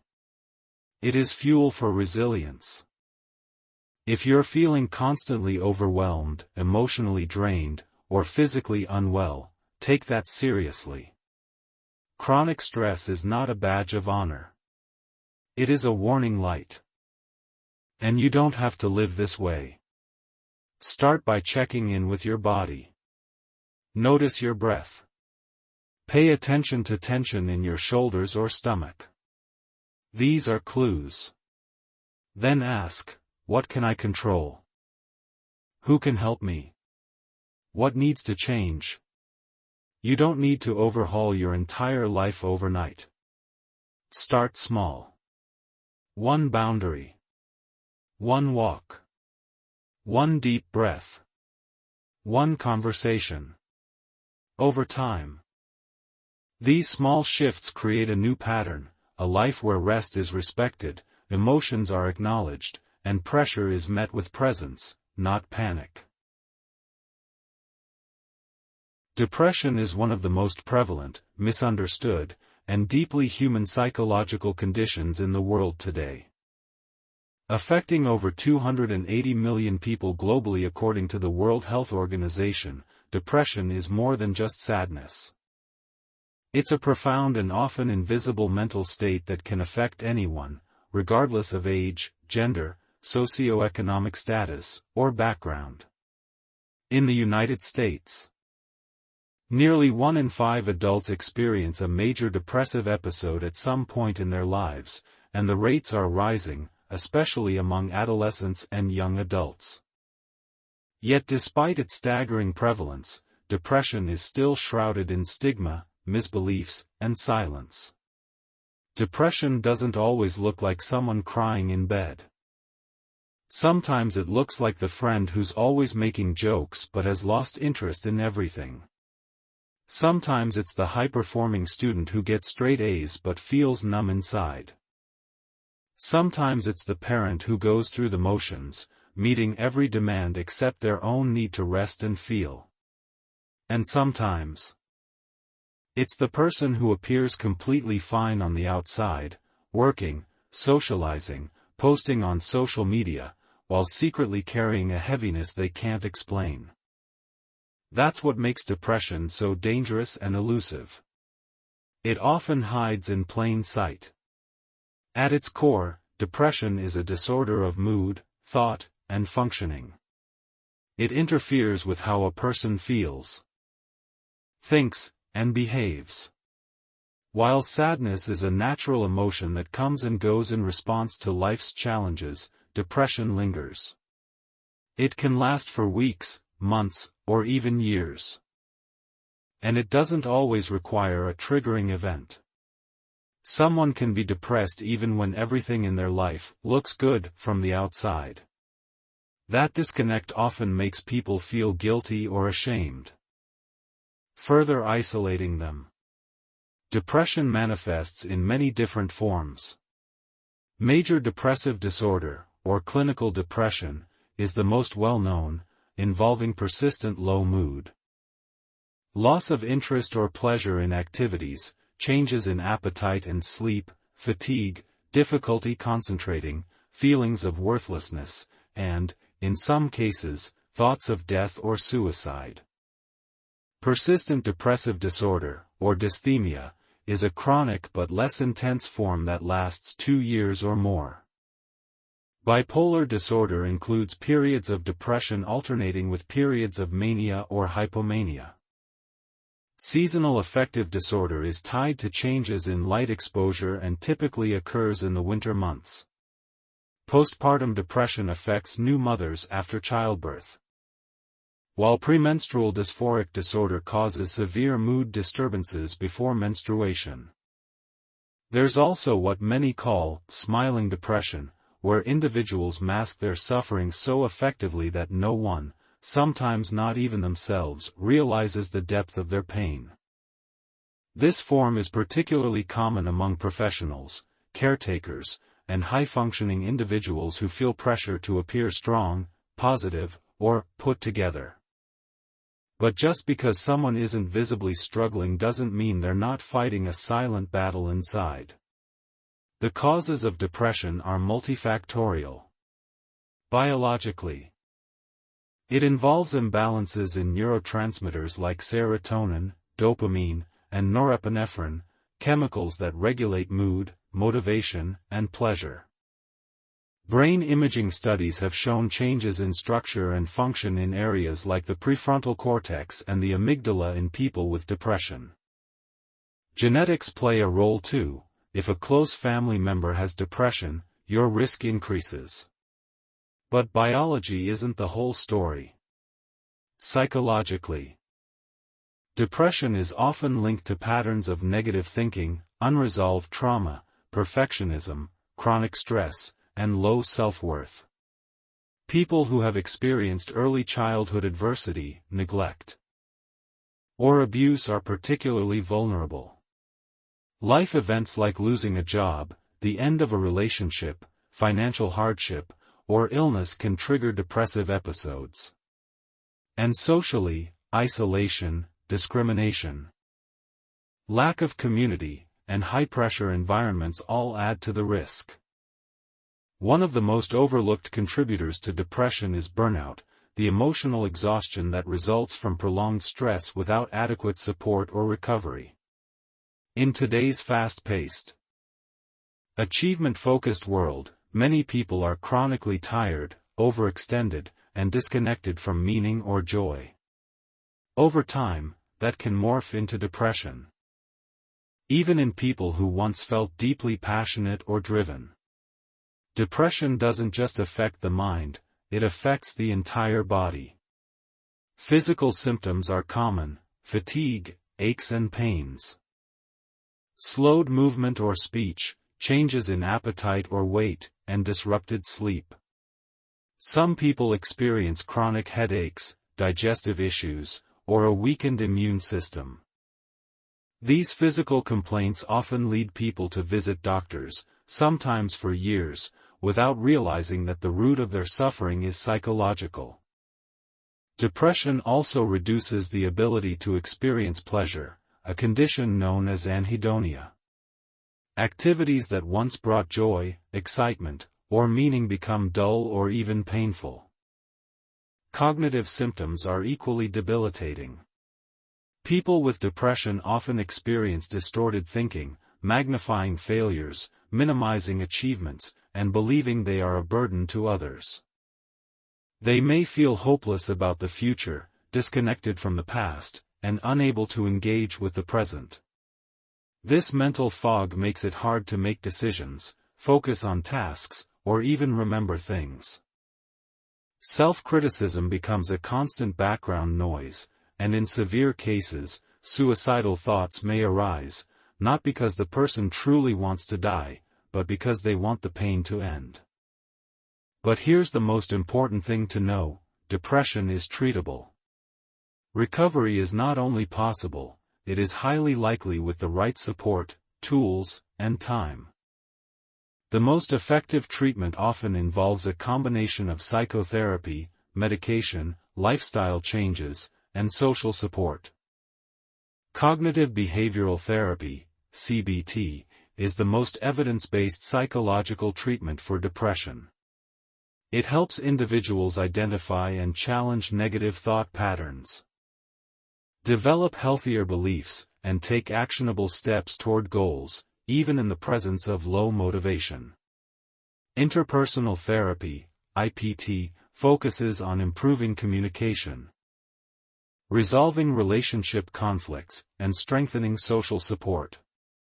Psychodynamic therapy explores unresolved past experiences and emotional patterns that may contribute to current depression. Acceptance and commitment therapy, ACT, helps people develop psychological flexibility, learning to accept difficult emotions while committing to meaningful values. For moderate to severe depression, medication may be necessary. Antidepressants like SSRIs, SNRIs, or tricyclics work by regulating brain chemistry and can significantly reduce symptoms. These medications are not happy pills, they don't erase emotion or create artificial highs. Rather, they provide a biochemical foundation that allows therapy and healing to be more effective. It's important to work with a qualified psychiatrist to find the right medication and dosage, as every person's body and brain respond differently. In some cases, newer treatments like ketamine therapy, transcranial magnetic stimulation, TMS, or electroconvulsive therapy, ECT, may be recommended, especially when traditional treatments have not worked. These options are safe, science-backed, and increasingly accessible in many parts of the world. Lifestyle changes are powerful allies in the recovery process. Regular exercise, even a 20-minute walk, has been shown to boost mood by increasing endorphins and reducing inflammation. Nutrition matters too. A balanced diet rich in omega-3s, leafy greens, lean proteins, and whole grains supports brain function. Sleep hygiene is essential, as sleep disturbances both cause and result from depression. Building a consistent sleep routine, limiting screen time before bed, and creating a restful environment can all improve sleep quality. Connection is also medicine. Depression thrives in isolation. Reaching out to a friend, joining a support group, volunteering, or even spending time with animals can begin to break the spell of loneliness. Human beings are social creatures, and healing often happens through shared experience, compassion, and mutual support. Even online communities can provide a sense of belonging and hope. Importantly, people must remember that depression recovery is not linear. There will be good days and bad days. Progress may feel slow. But every step, every therapy session attended, every walk taken, every moment of vulnerability shared, is part of the process. The goal is not to never feel sad again. The goal is to regain the ability to live fully, to feel connected, and to find meaning even in difficult moments. If you or someone you know is struggling with depression, the most courageous thing you can do is speak up. Tell someone. Reach out to a professional. Use a mental health app. Call a helpline. You don't have to have the answers. You just have to take the first step. Depression is not weakness. It is not laziness. It is not something you snap out of. It is a real, complex condition, and it is treatable. You are not alone. You are not broken. You are not beyond help. And there is a path forward, toward healing, toward peace, and toward life.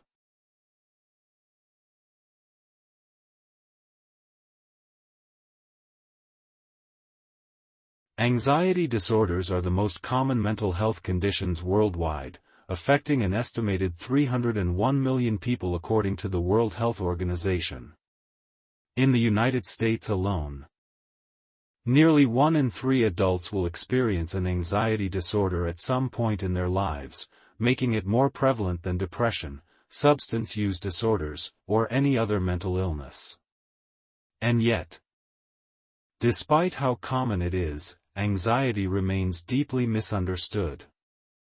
Many people dismiss it as just stress or overthinking, not realizing that clinical anxiety is a powerful, sometimes paralyzing condition that can affect every aspect of life, from relationships and work to physical health and decision-making. Anxiety, in its most basic form, is a normal human emotion. It's our body's natural response to danger, a built-in alarm system designed to keep us safe. When we face a threat, our brain triggers the fight, flight, or freeze response. Our heart rate quickens, muscles tense, senses sharpen, and we become hyper-aware of our surroundings. In a real emergency, like escaping a fire or slamming the brakes to avoid a car crash, anxiety helps us survive. But in people with anxiety disorders, this system gets activated too often, too intensely, or without any real danger at all. Their minds and bodies react as if something terrible is about to happen, even when everything seems fine. Anxiety disorders come in many forms.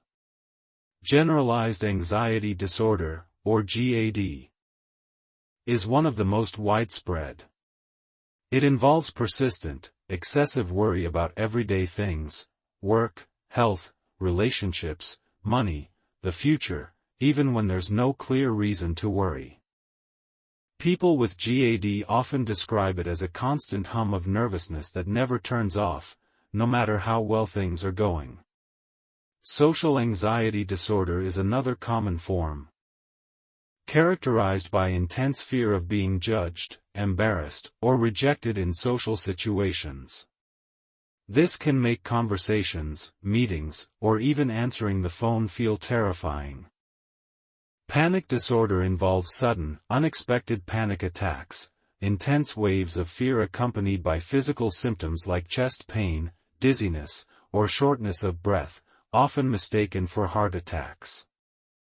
Phobias are intense fears of specific things, like flying, heights, spiders, or enclosed spaces. Then there's health anxiety, separation anxiety, selective mutism, and agoraphobia, each with its own patterns, but all rooted in overwhelming fear. What makes anxiety disorders particularly tricky is how easily they hide in plain sight. The high achiever who never rests, the perfectionist who rechecks every email, the friend who cancels plans last minute, they may all be dealing with anxiety. People with anxiety often develop elaborate coping mechanisms to mask their symptoms, which can make it hard for others, and even themselves, to realize they're struggling.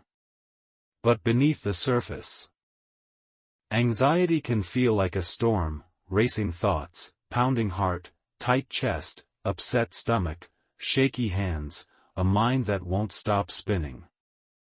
And the worst part is that the more someone tries to control it, the more it seems to grow. The causes of anxiety disorders are complex and multifactorial. There's a strong genetic component. If a close family member has an anxiety disorder, you're more likely to develop one too. But environment plays a huge role. Early childhood trauma, neglect, bullying, or growing up in a high-pressure or unstable environment can increase vulnerability. Chronic stress, whether from work, finances, relationships, or health problems, can gradually wear down the nervous system and prime the brain for anxiety. Personality traits like perfectionism, high sensitivity, or a tendency to avoid conflict can also contribute. On a neurological level, anxiety involves overactivity in the amygdala, the brain's fear center, and underactivity in the prefrontal cortex, which helps regulate emotions. There's also dysregulation of neurotransmitters like serotonin, norepinephrine, and gamma-aminobutyric acid, GABA, all of which help manage mood and stress response.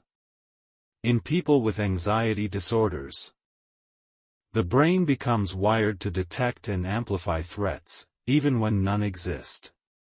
This leads to a constant sense of being on edge, scanning for danger, and anticipating the worst. Physically, anxiety can wreak havoc. It often causes sleep disturbances, chronic fatigue, muscle tension, digestive problems, headaches, and rapid heartbeat. Many people with anxiety end up in emergency rooms thinking they're having heart attacks, only to be told it's just anxiety. But for them, it doesn't feel like just anything. The fear is real. The symptoms are real. The suffering is real. Cognitively, anxiety hijacks the mind. It creates racing thoughts, constant what-if scenarios, difficulty concentrating, and obsessive overthinking. People may replay conversations in their head, worry endlessly about things out of their control, or mentally prepare for disaster at every turn. Emotionally, it creates a sense of dread, restlessness, irritability, and hopelessness. Many people with anxiety also experience depression, forming a vicious cycle where anxiety fuels despair and despair fuels more anxiety. The consequences of untreated anxiety can be profound.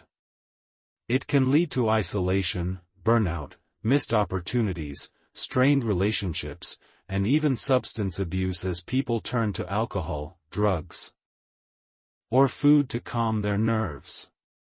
It can affect academic performance, job productivity, and self-esteem. Over time, chronic anxiety can wear down the body, increasing the risk of cardiovascular disease, immune dysfunction, and other health problems. But perhaps the most painful consequence is how small life becomes. People stop doing things they love.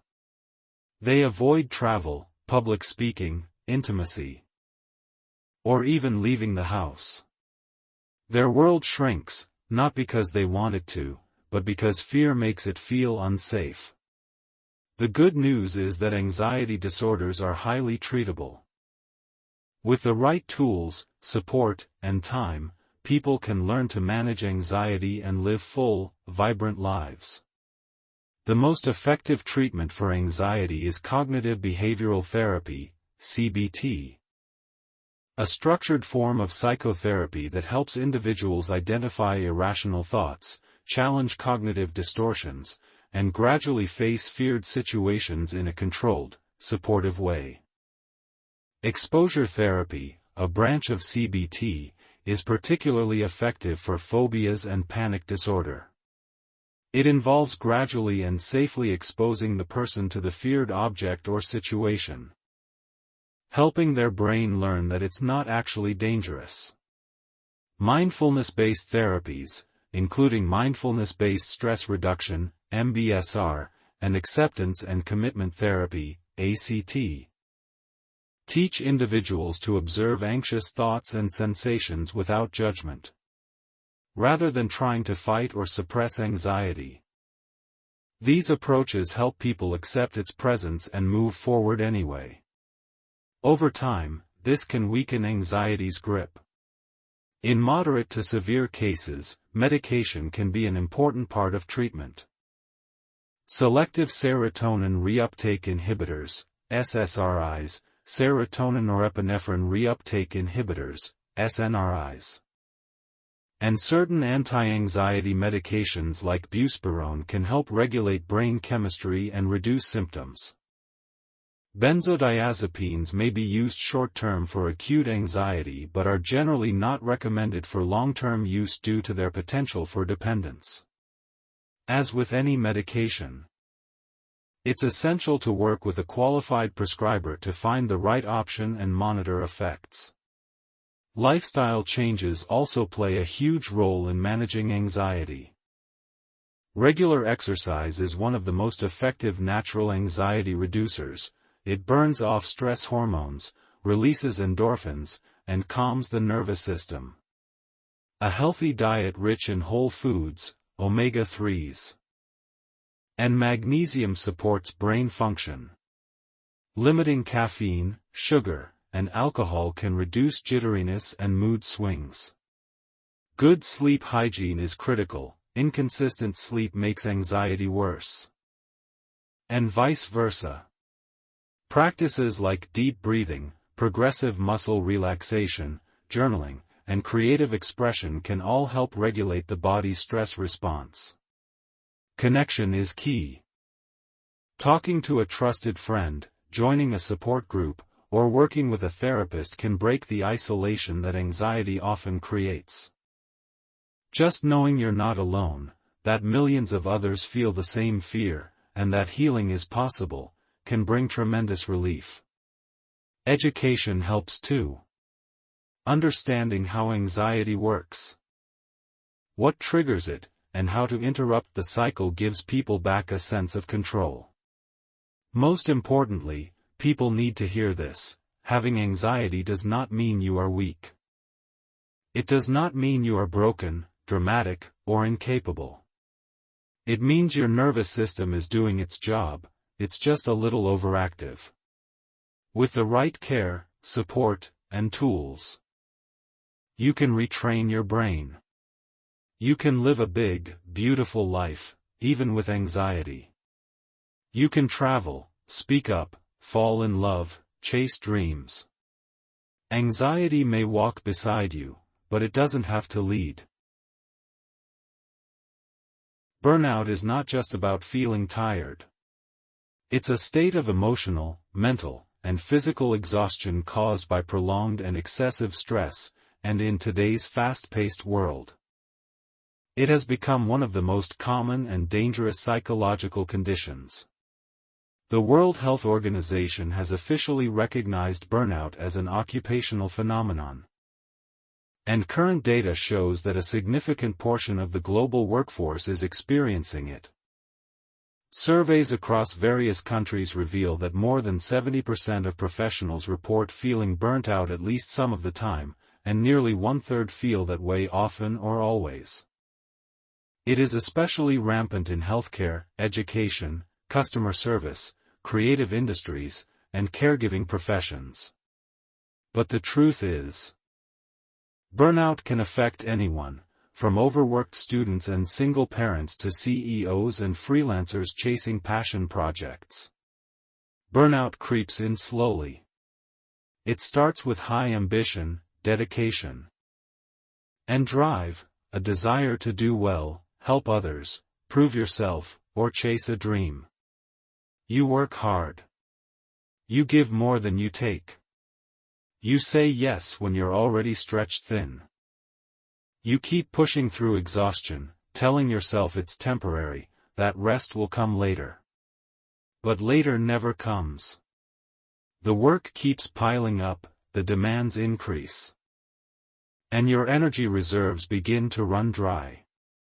Eventually, the spark you once had flickers. Tasks that used to excite you now feel like a burden.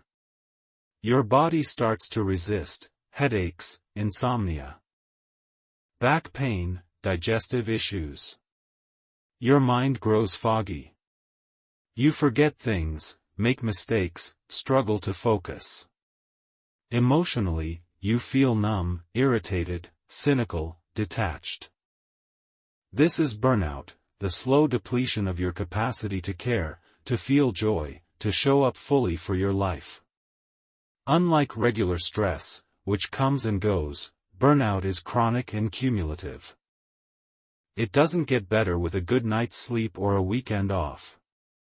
It requires deep recovery and, often, structural change. Burnout doesn't just affect job performance, it affects mental health, relationships, and even physical health. Studies show that burnout increases the risk of anxiety, depression, substance abuse, heart disease, and weakened immunity. It can lead to absenteeism, reduced productivity, high turnover, and even early retirement or disability. One of the most painful aspects of burnout is how personal it feels.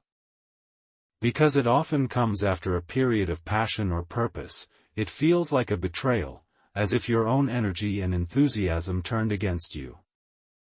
People experiencing burnout often describe a profound sense of failure, shame, or emptiness. They may feel like they've lost their identity or that they are simply going through the motions, disconnected from their values and goals. This can be especially devastating for those in helping professions, where their work is tied to their sense of meaning and identity. Burnout is caused by a combination of external and internal factors. Externally, chronic workload, lack of control, unclear expectations, toxic leadership, insufficient reward or recognition, and lack of community all contribute. These conditions are common in many workplaces, especially in underfunded or high-pressure industries. Internally, people with high standards, perfectionism, people-pleasing tendencies, or difficulty setting boundaries are more vulnerable. When you constantly override your own needs to meet others' expectations or to chase unrealistic ideals, burnout becomes almost inevitable. It's important to recognize the warning signs before burnout takes over completely. Emotional symptoms include irritability, apathy, sense of dread, and mood swings.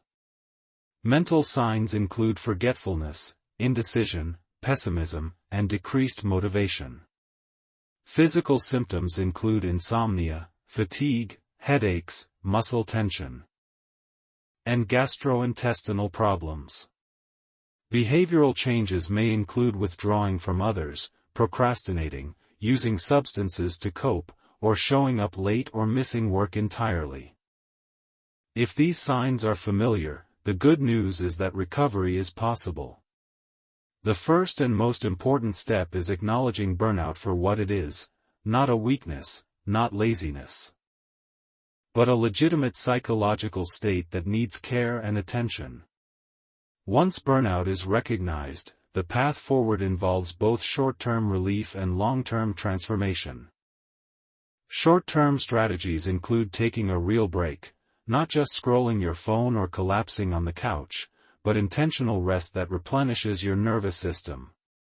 This might mean time off, a digital detox, sleep recovery, or simply saying no to commitments that drain you.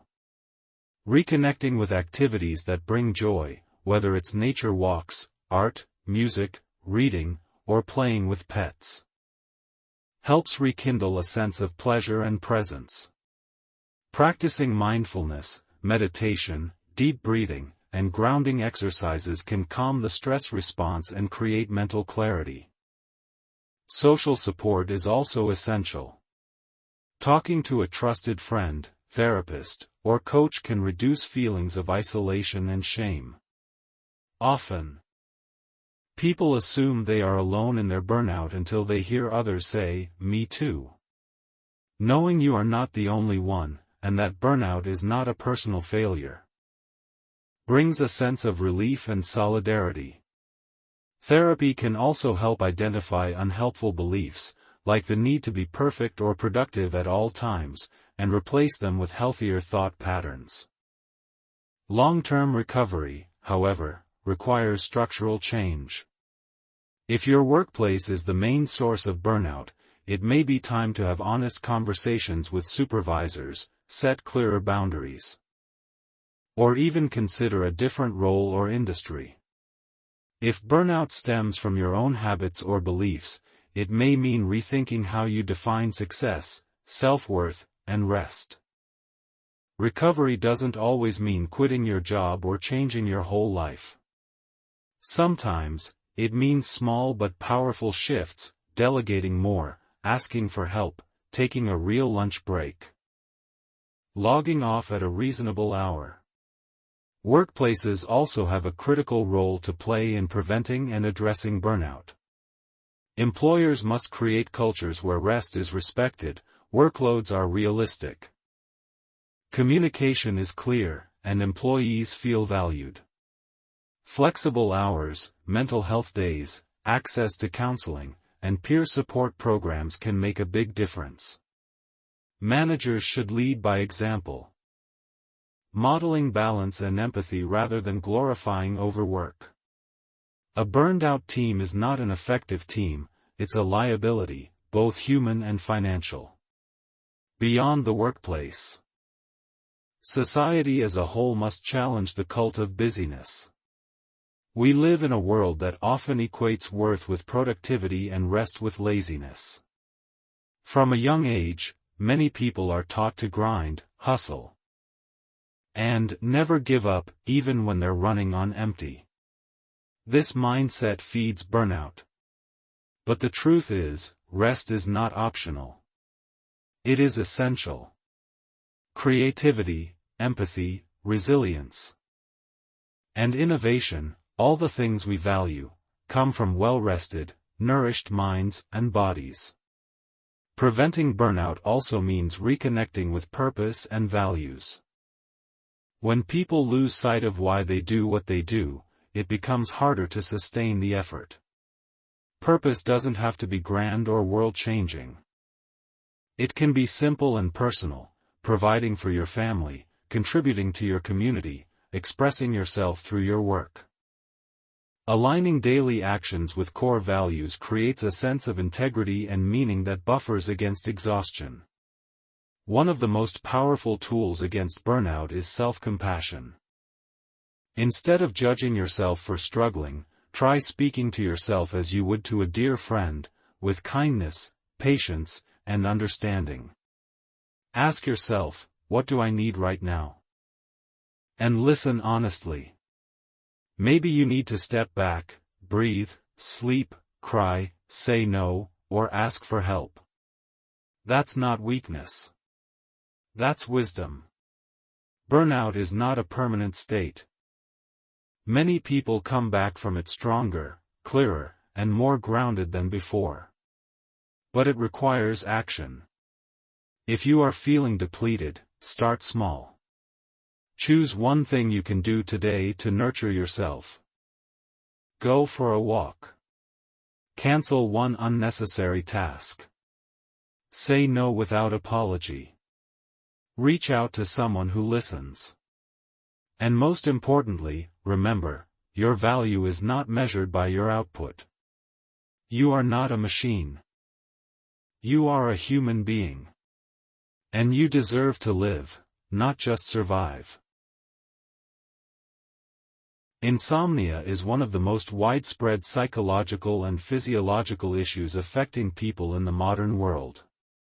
It doesn't discriminate, affecting students, professionals, parents, retirees, and even children. According to the American Academy of Sleep Medicine, about 30 to 35% of adults experience brief symptoms of insomnia, while 10% suffer from chronic insomnia. That's tens of millions of people who struggle with something as essential, natural, and vital as sleep. And despite its commonality, insomnia is often misunderstood, brushed off, or treated with quick fixes that don't address the root causes. At its core, insomnia is difficulty falling asleep, staying asleep, or waking up too early and not being able to fall back asleep, all of which lead to poor sleep quality and next-day impairment. It's not just about having a bad night. True insomnia persists for weeks or months and affects physical health, emotional balance, cognitive functioning, and overall well-being. For many, it's not just frustrating, it's debilitating. You lie in bed, your body exhausted but your mind racing. You stare at the ceiling, count sheep, try every trick in the book. You wake up after just a few hours, feel groggy all day. Then dread going to bed again. It becomes a cycle, one that's exhausting, anxiety-inducing, and deeply isolating. Insomnia often begins with a specific trigger: stress at work, grief, a health problem, or major life change. These events activate the body's stress response system, releasing cortisol and adrenaline, the very hormones that make it harder to fall asleep. But even when the original trigger resolves, the sleep disruption can linger. Why? Because people begin to associate their bed or nighttime with frustration, fear, or failure. They may begin to worry in advance about not sleeping, which ironically creates more arousal, making sleep even harder. This is one of the cruel paradoxes of insomnia: the harder you try to sleep, the more elusive it becomes. Physiologically, chronic insomnia disrupts the body's circadian rhythm, the natural 24-hour cycle that regulates sleep, hormone release, and body temperature. Poor sleep leads to imbalances in ghrelin and leptin, hormones that regulate hunger, which is why people with insomnia often crave high-calorie foods. It affects cortisol levels, immune function, and blood pressure. Chronic insomnia increases the risk of heart disease, stroke, type 2 diabetes, and weight gain. It also impacts mental health, drastically increasing the likelihood of anxiety, depression, irritability, and emotional instability. Cognitively, lack of sleep impairs concentration, memory, decision-making, and creativity. People with insomnia often feel like they're walking through a fog, unable to think clearly or process information. They may forget important things, struggle at work, or find themselves snapping at loved ones. Emotionally, insomnia can erode confidence and make daily life feel unmanageable. You don't just lose sleep, you lose energy, hope, and joy. Over time, insomnia can morph into something bigger, a full-blown anxiety disorder, a depressive episode, or a reliance on substances like caffeine, alcohol, or sleeping pills, which often worsen the problem. Insomnia is generally classified into two main types, acute and chronic. Acute insomnia lasts for a few days or weeks, usually in response to a specific stressor. Chronic insomnia, on the other hand, occurs at least 3 nights a week for 3 months or longer.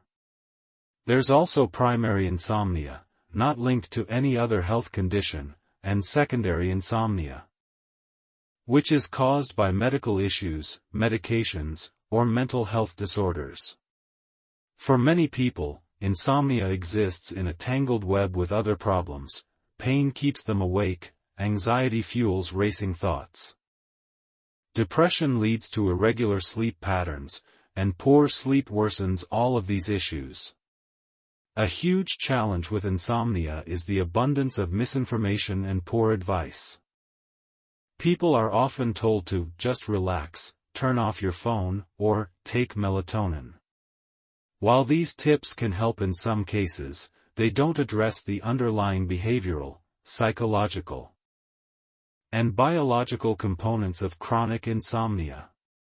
In fact, many well-intentioned strategies, like napping during the day, staying in bed longer, or taking over-the-counter sleep aids, can actually make things worse.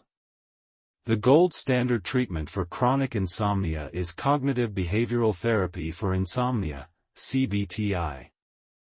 It is not only more effective than medication in the long term but also helps break the cycle of fear and frustration around sleep.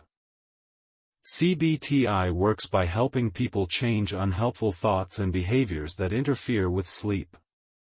It includes techniques like stimulus control, associating the bed only with sleep and sex, not with TV, phones, or worrying. It also involves sleep restriction, limiting time in bed to match actual sleep time, gradually increasing it as sleep improves. This may sound counterintuitive, but it helps consolidate sleep and strengthen the body's natural sleep drive.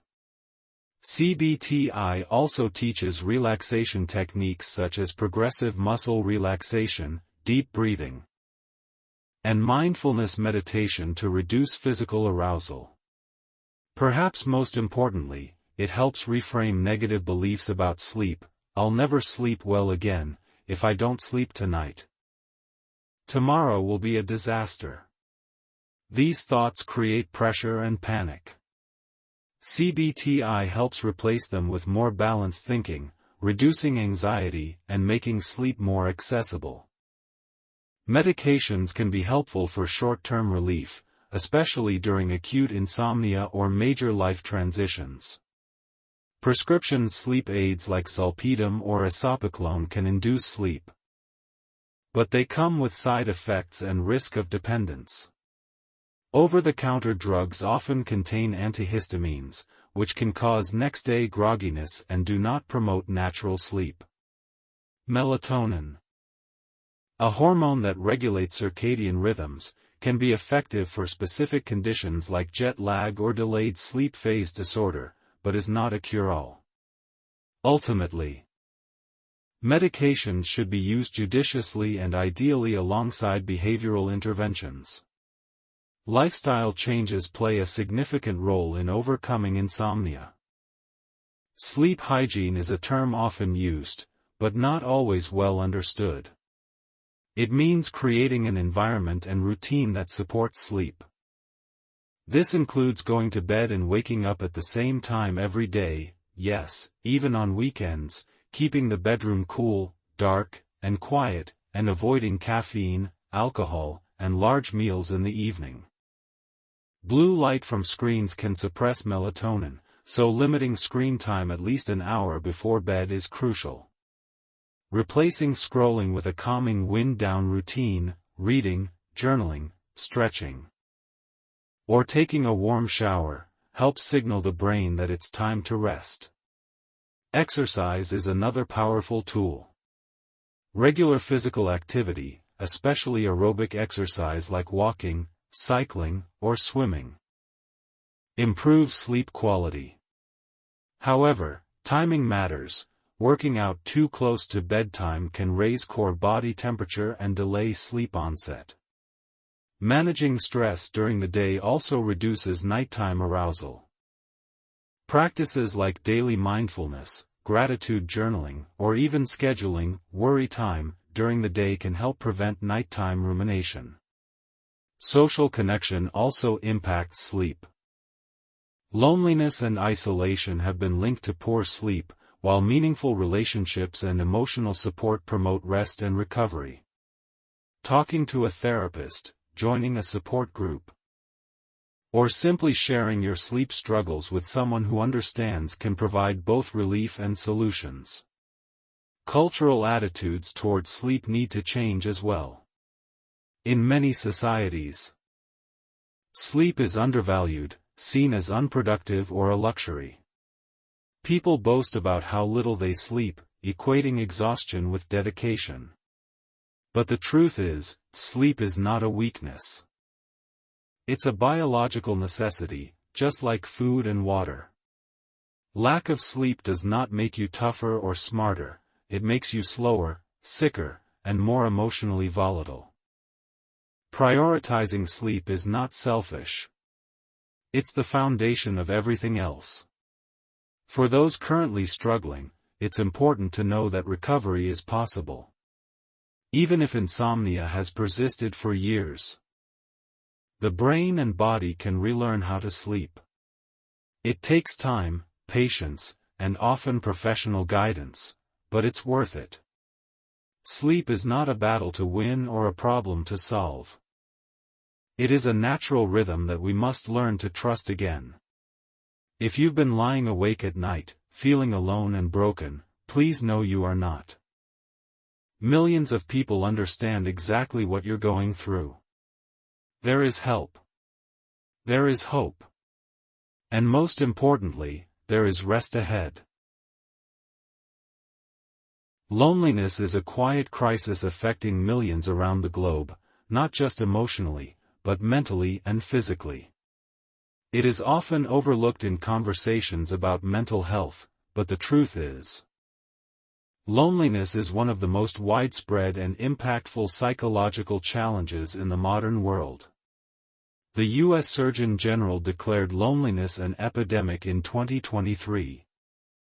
With data showing that nearly 50% of adults in the United States report experiencing measurable levels of loneliness. Globally, studies across cultures, age groups, and professions reveal similar trends. More people than ever feel isolated, disconnected, or invisible. And it's not limited to the elderly or those living alone. Young people, especially Gen Z and millennials, are reporting the highest levels of loneliness in recorded history. Loneliness is not about being alone, it's about feeling alone, even in a crowd. And its impact on mental and physical health is as real and serious as any other condition. Loneliness is a deeply human experience. We are wired for connection, to be seen, heard, touched, and understood. From infancy, our brains are shaped by our relationships. When those connections are absent, fragile, or lost, the brain interprets it as a survival threat. This is why loneliness triggers a stress response. The body releases cortisol, blood pressure increases, inflammation rises, and over time, this takes a toll. Chronic loneliness has been linked to an increased risk of heart disease, stroke, dementia, anxiety, depression, and even premature death. Some researchers suggest that loneliness may be as harmful to health as smoking 15 cigarettes a day. But despite its seriousness, loneliness is rarely talked about openly. It carries a deep stigma. People who feel lonely often blame themselves, wondering what's wrong with them or why they can't seem to form or maintain close relationships. This shame feeds silence. And the silence deepens the isolation. Some wear a mask of sociability, scrolling through social media, attending events, and laughing with friends, all while feeling hollow inside. Others retreat entirely, resigning themselves to solitude and convincing themselves they prefer it, when, deep down, they are aching for connection. The causes of loneliness are complex. Modern life has created unprecedented ways to connect, yet also endless opportunities to feel left out. Social media, while keeping us in touch, often makes people feel more isolated. Seeing curated highlights of others' lives can trigger comparison, envy, and a sense of not belonging. The shift toward remote work, urban migration, and smaller households has further reduced daily face-to-face interaction. Add to that the loss of traditional community structures, religious groups, neighborhood bonds, family dinners, and you have a society that's more digitally connected but emotionally fragmented than ever. Life transitions also play a huge role. Moving to a new city, changing schools or jobs, going through a breakup, losing a loved one, or retiring, all can disrupt our social world. Illness and disability can limit mobility and reduce contact with others. Language barriers, cultural differences, and systemic discrimination can create invisible walls that make it harder to feel part of a group. For some, personality traits like introversion, social anxiety, or past trauma may make it difficult to reach out or trust others. What does loneliness feel like? It can be a quiet longing, a dull ache, or an overwhelming sense of emptiness. It may show up as restlessness, irritability, sadness, or fatigue. Lonely people often describe feeling like a ghost, present, but unseen. It can make the world feel colder, louder, more threatening. It erodes self-esteem, creates feelings of rejection, and distorts how we interpret others' actions. A neutral look becomes a snub, a delayed reply becomes proof of disinterest. Over time, loneliness can become a filter through which everything is interpreted, a lens that confirms the belief, I don't belong, nobody cares, I'm always on the outside. One of the most tragic aspects of loneliness is how it feeds itself. When people feel isolated, they may withdraw further. They may stop reaching out, stop trying, stop hoping. This withdrawal can look like laziness, moodiness, or selfishness to others, but in reality, it's self-protection. When social interactions repeatedly lead to disappointment or pain, it's safer not to try. But the longer someone stays in this cycle, the harder it becomes to break out. The brain begins to expect rejection, and relationships begin to feel like risks rather than rewards. The good news is that loneliness is not a life sentence. It is a signal, a signal that something deeply human is missing. And just as our bodies heal when given the right conditions, our social brains can recover and reconnect. The first step is acknowledging the feeling without shame. Saying, "I feel lonely," is not an admission of failure, it's an act of courage.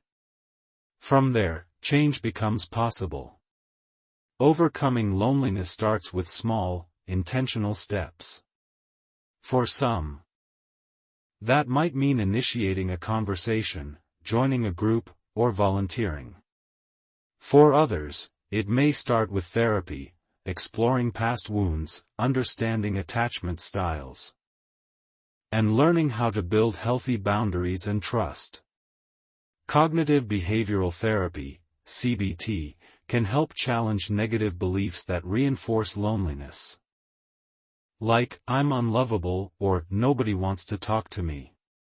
Social skills training can help with things like reading body language, making small talk, or navigating conflict, especially for those with social anxiety or on the autism spectrum. Creating connection also requires vulnerability. True connection doesn't come from surface-level exchanges. It comes from honesty, openness, and shared experience. That doesn't mean oversharing or forcing intimacy, but it does mean allowing others to see more of your true self. Ask meaningful questions. Share something real. Show empathy. When people feel seen and accepted, bonds form. And often, it just takes one or two close connections to significantly reduce loneliness. Community plays a critical role, too. We need more spaces, both physical and digital, where people can gather, share, and belong without pressure or performance. That might be a support group, a hobby club, a religious community, a local library event, or even a neighborhood walk. Connection doesn't have to be deep or intense, even casual interactions, like chatting with a barista or waving to a neighbor, build a sense of belonging. Regular, low-stakes contact with others reinforces that we are part of something larger. Technology, often blamed for loneliness, can also be a tool for connection when used mindfully. Online communities, group chats, gaming circles, and interest-based forums allow people to find their people, especially those who feel different or marginalized in their immediate environment. The key is to use tech as a bridge to real connection, not a substitute for it. Self-care also plays a role. Loneliness can make people neglect their physical and emotional needs, which worsens mood and further reduces motivation to connect. Building routines around sleep, nutrition, movement, and pleasure can strengthen the foundation for reaching out. Practices like gratitude journaling, mindfulness, or creative expression can shift focus from lack to abundance, from despair to possibility. Perhaps most importantly, we need a cultural shift, from individualism to interdependence. In many societies, independence is glorified, and asking for help is seen as weakness. But we are not designed to do life alone. We are social creatures, and there is no shame in needing others. In fact, recognizing that need, and meeting it in ourselves and others, is one of the most powerful things we can do. Loneliness is real. It's painful. But it's also universal, and therefore, bridgeable. The same vulnerability that creates loneliness, the need for connection, is the key to healing it. When we reach out, when we share our stories, when we offer a seat at our table, we begin to rewrite the narrative. No one should have to live unseen. And no one has to. Procrastination is one of the most common and quietly destructive psychological behaviors affecting people across all ages, cultures, and professions. While often trivialized as a simple time management issue or a harmless habit, procrastination is in reality a complex self-regulation failure with deep emotional, cognitive, and behavioral roots. It touches students delaying assignments until the night before the deadline, employees putting off key tasks while feeling overwhelmed, creatives avoiding their most passionate projects due to fear of failure, and even parents postponing important decisions for their families. Studies show that up to 95% of people admit to procrastinating at some point in their lives, and around 20% do so chronically. This is not a rare quirk, it's a widespread human struggle, especially in today's fast-paced, distraction-filled world. Procrastination is not laziness. It is not a lack of ambition, discipline, or intelligence. It is often a coping mechanism, a way of avoiding discomfort. The discomfort may come from fear of failure, perfectionism, self-doubt, or even fear of success. For many, the root lies in emotional mismanagement. When faced with a task that stirs anxiety, boredom, or confusion, the brain seeks short-term relief, often in the form of avoidance or distraction. This creates a short burst of comfort, but it comes at a high cost: increased pressure later, lower quality work, lost opportunities, and diminished self-esteem. The procrastination cycle is painful and familiar. A person sets an intention, "I'll start this today." But when the time comes, they feel tension, "I don't know where to begin. What if it's not good enough? I'm not in the mood right now."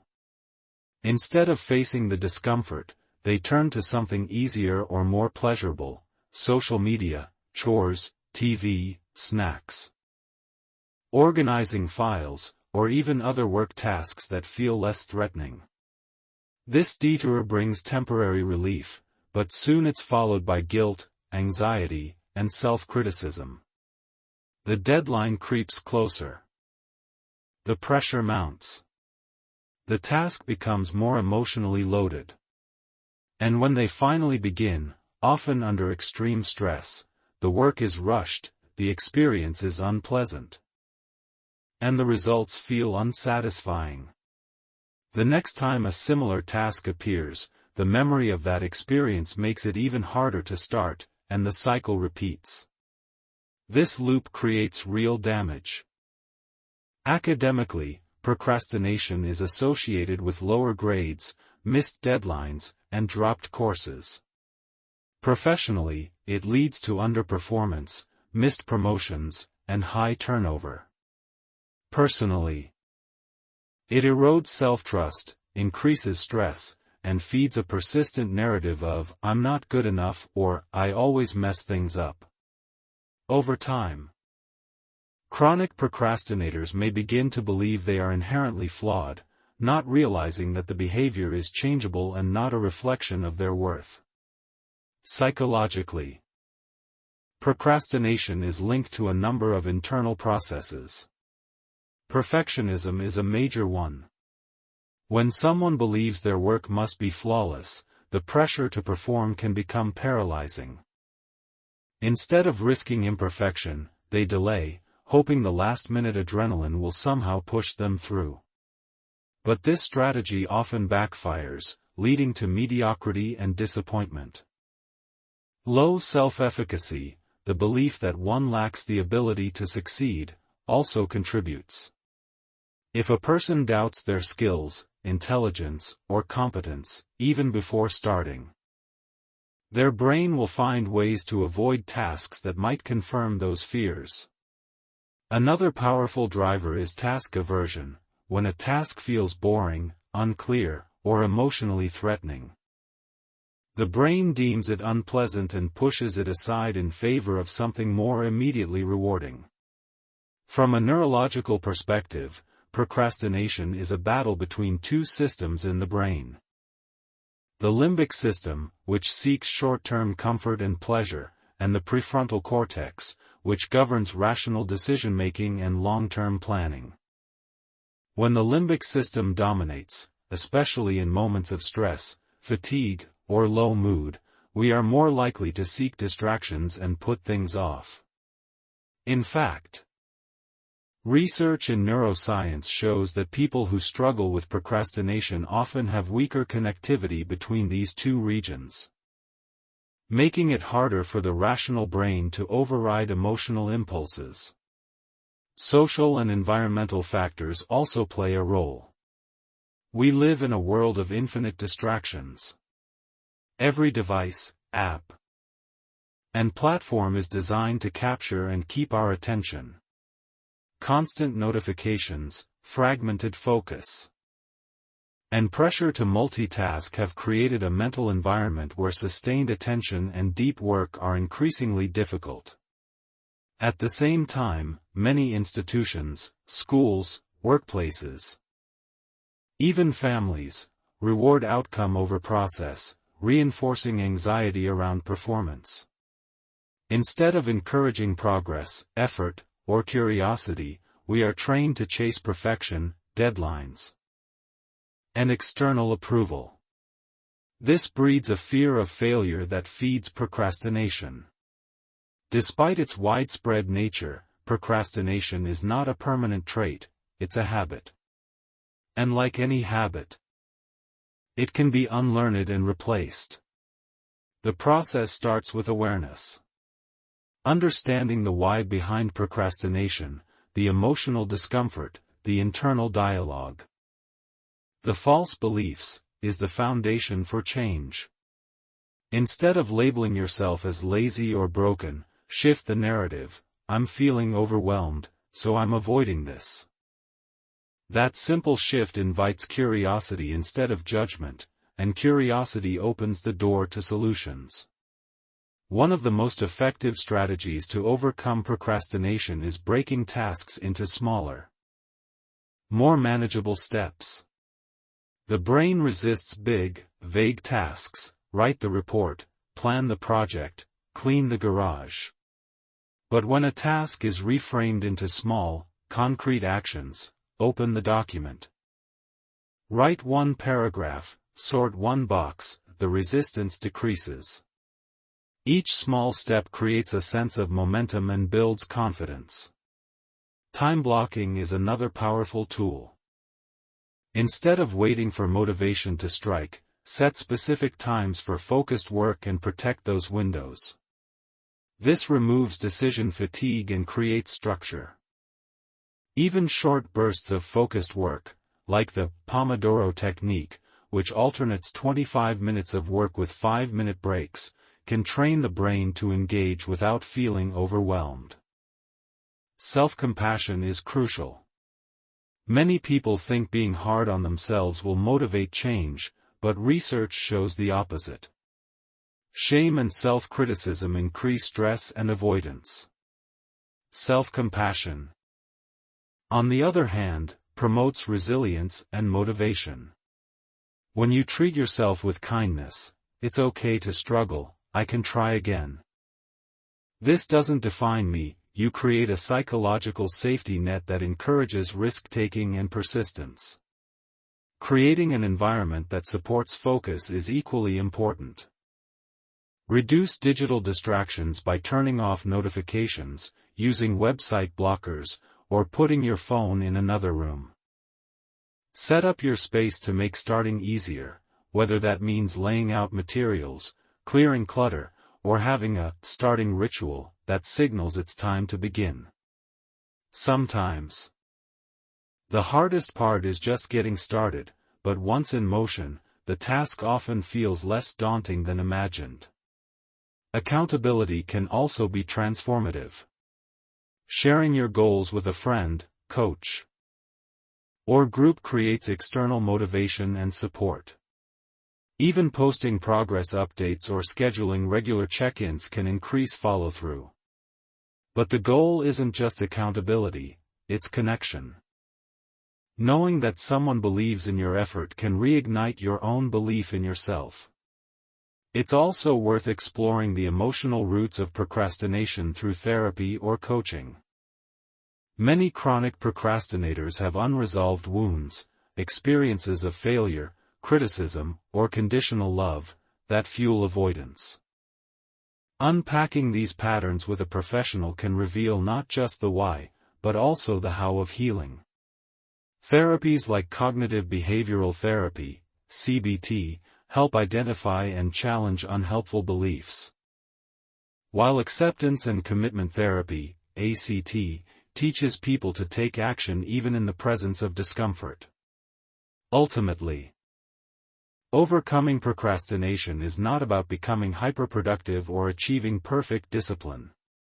It's about creating a healthier, more compassionate relationship with your work, your time, and yourself.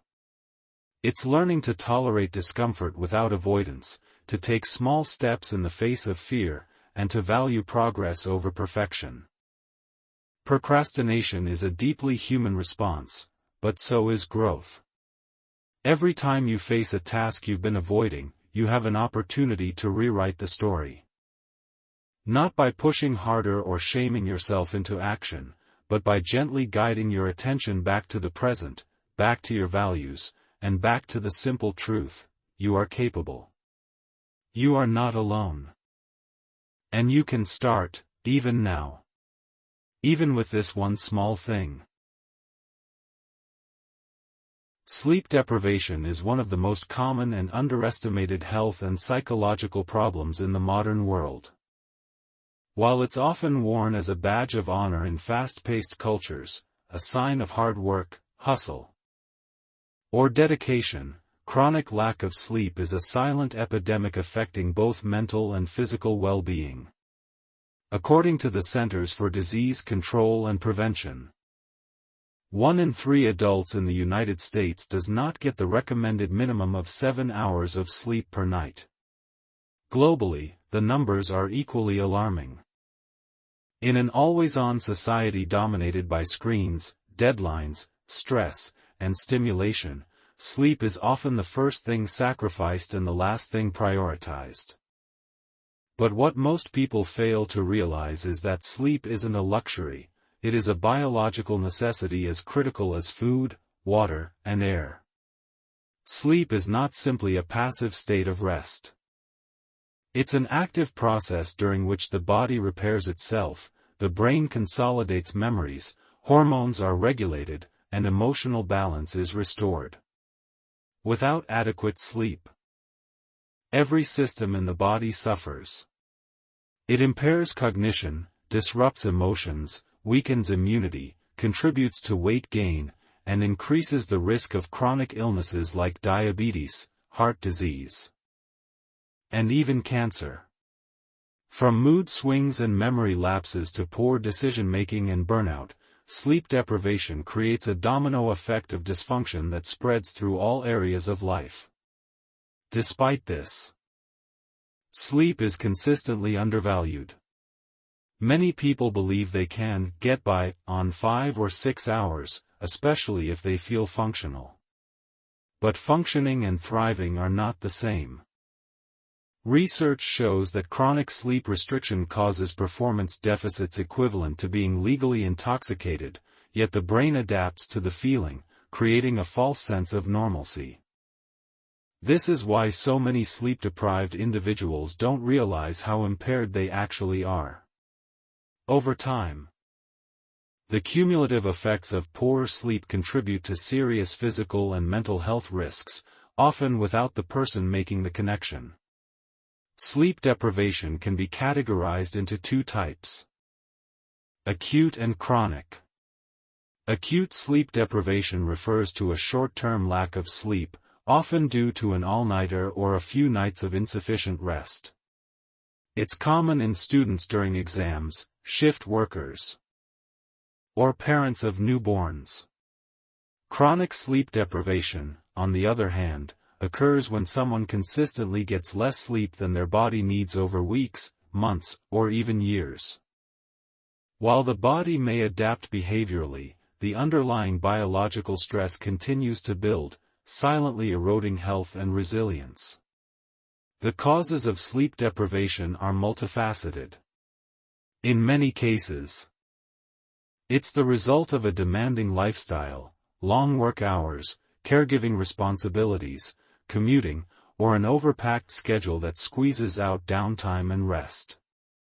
For others, the problem is behavioral or psychological.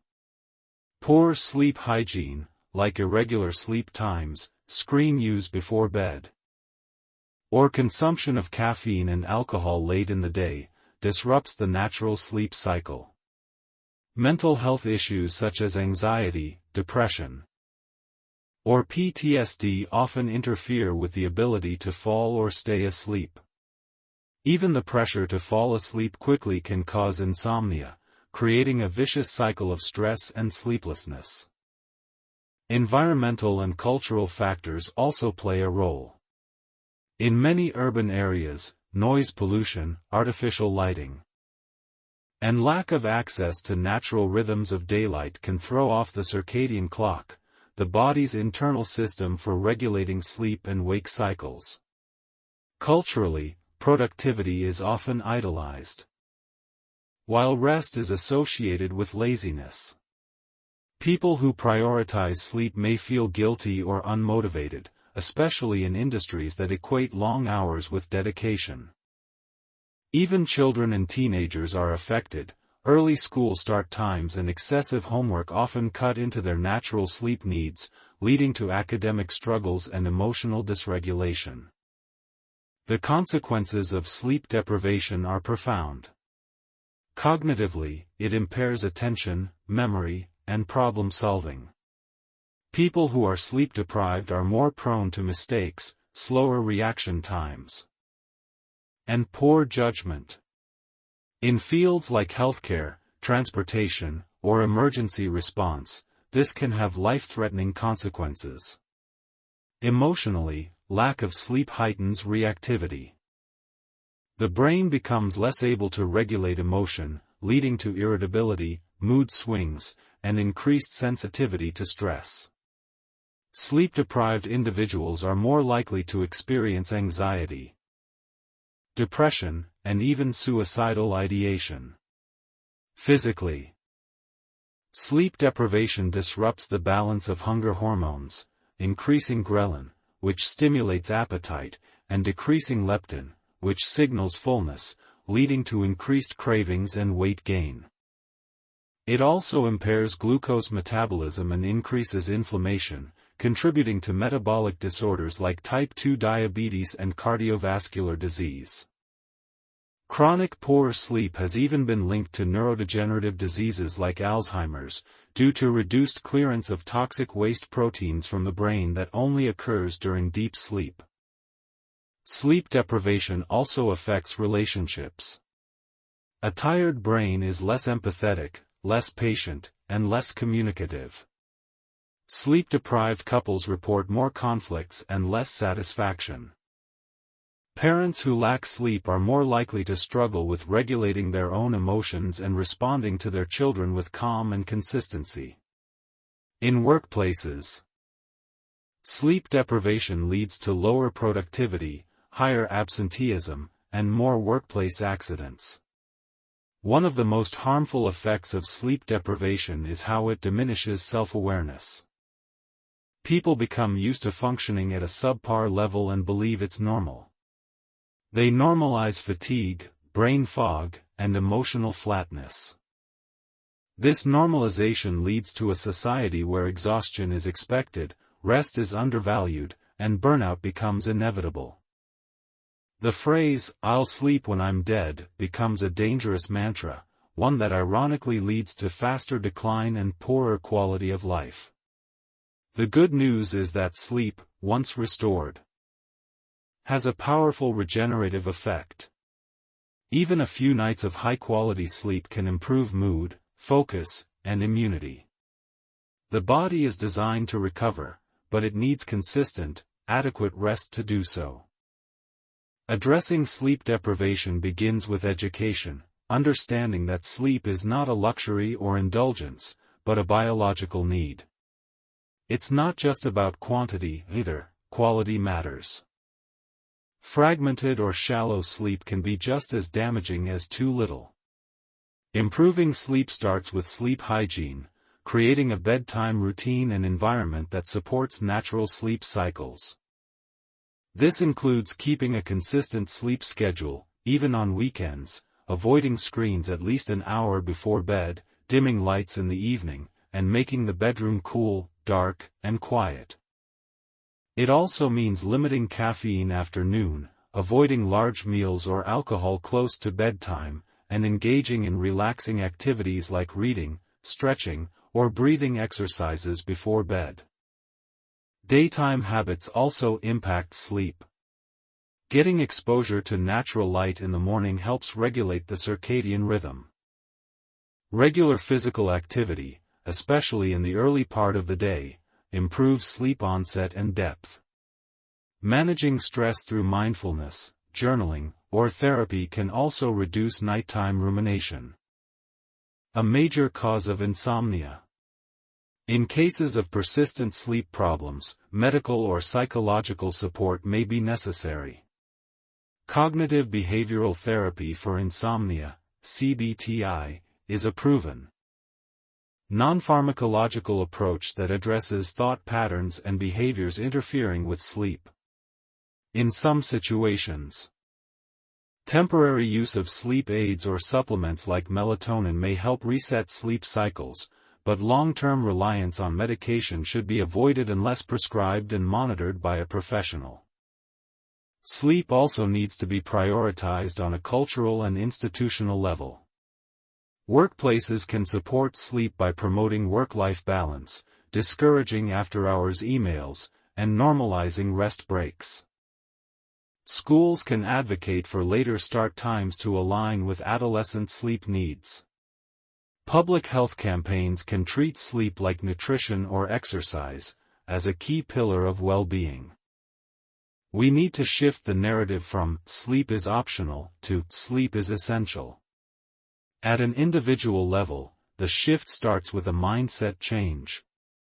Instead of viewing sleep as lost time, see it as an investment in your health, creativity, mood, relationships, and future. Athletes prioritize sleep to perform at their peak. Creatives use it to fuel inspiration. Entrepreneurs use it to improve decision-making. Parents need it to stay patient and present. Everyone benefits when they are well rested. You don't have to earn your rest. You already deserve it, because you are human. Sleep deprivation is not just a bad habit. It is a health crisis with wide-reaching effects. But it is also one of the most fixable problems. Unlike many other health issues, improving sleep doesn't require expensive equipment, complex treatments, or radical life changes. It requires intention, consistency, and respect for your body's natural rhythms. So tonight, instead of staying up to catch up, impress, or escape, consider choosing sleep. Not just for rest, but for restoration. Not just to survive the day, but to fully live it. Digital overstimulation is one of the most pervasive yet underestimated psychological challenges of the 21st century. In a world where connectivity is constant, notifications are non-stop, and information is endless, the human brain is operating under a load it was never designed to carry. From the moment we wake up to the moment we fall asleep, and often even in between, we are bombarded by screens, sounds, updates, alerts, messages, and demands. It's not just about using technology. It's about being consumed by it, and this relentless digital environment is silently reshaping how we think, feel, behave, and relate to ourselves and others. Nearly everyone with a smartphone or access to the internet has experienced some form of digital fatigue, the feeling of being mentally drained, emotionally numb, or physically tense after hours of scrolling, responding, watching, and clicking. But digital overstimulation goes deeper than mere tiredness. It alters our attention span, our stress responses, our mood regulation, and even our sense of identity. In many ways, our nervous systems have not caught up with the digital age. The human brain evolved for survival in nature, with clear rhythms of rest and action. Today, we are trapped in a constant on state, where even rest involves stimulation, from binge-watching series to doom-scrolling news feeds. We rarely give our minds a true pause. Digital overstimulation affects every age group. Children now spend more time interacting with screens than playing outside. Teenagers, whose brains are still developing critical emotional and cognitive capacities, are exposed to an overwhelming stream of peer feedback, social comparison, and curated perfection. Adults face the expectation of being available at all times, whether for work, family, or social obligations, and find themselves tethered to devices that blur the lines between rest and responsibility. Older adults, often feeling isolated, are flooded with conflicting information and disinformation, making it difficult to trust or connect. Across all groups, the result is the same: mental exhaustion, attention fragmentation, irritability, decreased memory, and growing detachment from the physical present. One of the most concerning impacts of digital overstimulation is its effect on attention. The constant switching between apps, tabs, tasks, and platforms is training our brains to be hyper-responsive but less focused. The average attention span has dramatically declined in the past 2 decades. This doesn't mean we're less intelligent, it means our environment is continually hijacking our focus. Every ping, buzz, or badge is designed to trigger dopamine, the brain's reward chemical, reinforcing the habit of checking and rechecking. Over time, this creates compulsive behaviors and restlessness. Even when there is nothing new to see, the habit loop drives us to check again, just in case. Emotionally, digital overstimulation can lead to numbness, anxiety, and low self-worth. Constant exposure to curated lifestyles on social media can erode self-esteem and fuel comparison. News cycles filled with crisis after crisis can activate chronic stress responses, even when the events don't directly affect us. Notifications keep us in a state of anticipatory tension. And the sheer volume of communication we're expected to manage, emails, texts, DMs, group chats, work channels, can leave us feeling overwhelmed and underconnected. Despite being in touch, many people feel more alone than ever, because digital contact lacks the depth and nourishment of real-world interaction. Sleep is another major casualty of digital overstimulation. Blue light from screens suppresses melatonin, the hormone that signals sleep. Scrolling before bed keeps the brain in a stimulated state, delaying sleep onset and reducing sleep quality. Late-night messages or alerts can interrupt sleep cycles, and even the mere presence of a phone near the bed can prevent deep rest due to subconscious anticipation. Chronic sleep disruption then feeds into fatigue, irritability, poor concentration, and even physical health problems. Physically, digital overstimulation contributes to eye strain, neck pain, headaches, and sedentary behavior. Tech neck and text claw may sound humorous, but they are real physical manifestations of prolonged screen use.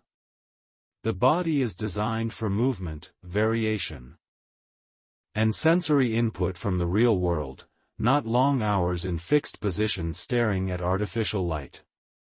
The disconnect between body and mind deepens the feeling of disembodiment, where people feel detached from their physical selves and less grounded in reality. Cognitively, the brain under constant digital stimulation loses its ability to enter states of deep thinking, creativity, and reflection. Multitasking, once celebrated as efficient, has been shown to reduce performance, increase error rates, and slow down processing. When we are always responding, we rarely create. When we are always consuming, we seldom reflect.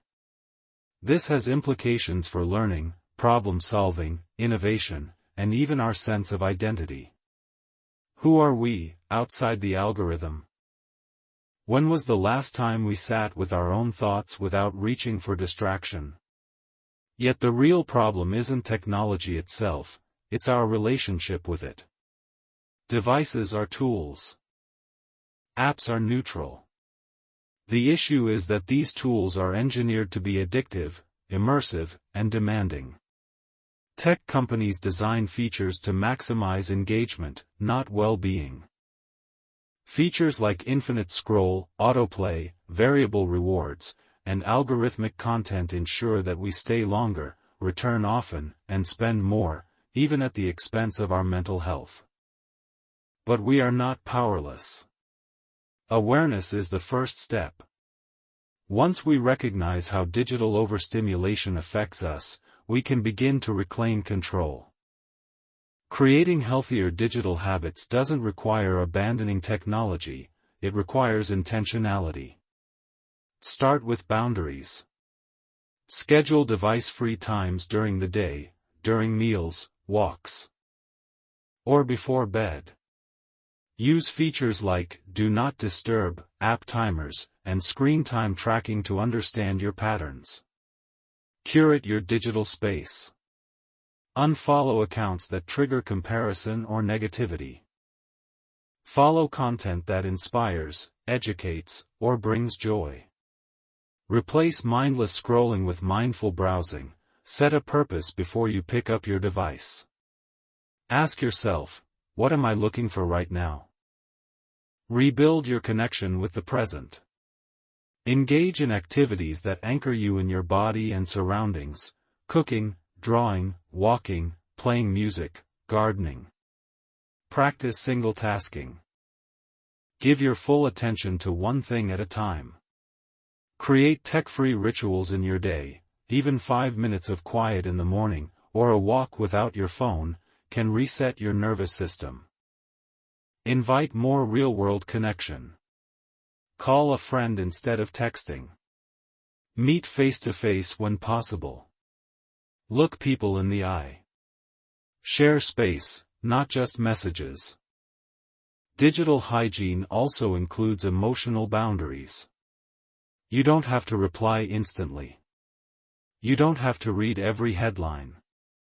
You don't have to perform your life online. It's okay to unplug.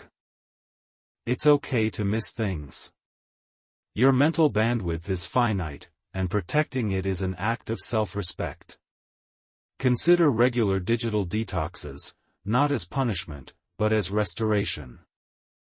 Use that time to reconnect with your values, your goals, your creativity, and your inner voice. For parents and educators, guiding children through the digital landscape is essential. Model balanced screen use. Teach media literacy. Help young people distinguish between online personas and real-life relationships. Encourage play, movement, and boredom, all vital for healthy brain development. For employers and organizations, consider how digital communication is managed. Normalize boundaries. Respect off hours. Promote focus over availability. Build cultures that value depth over speed. Digital overstimulation is real, but it is not irreversible.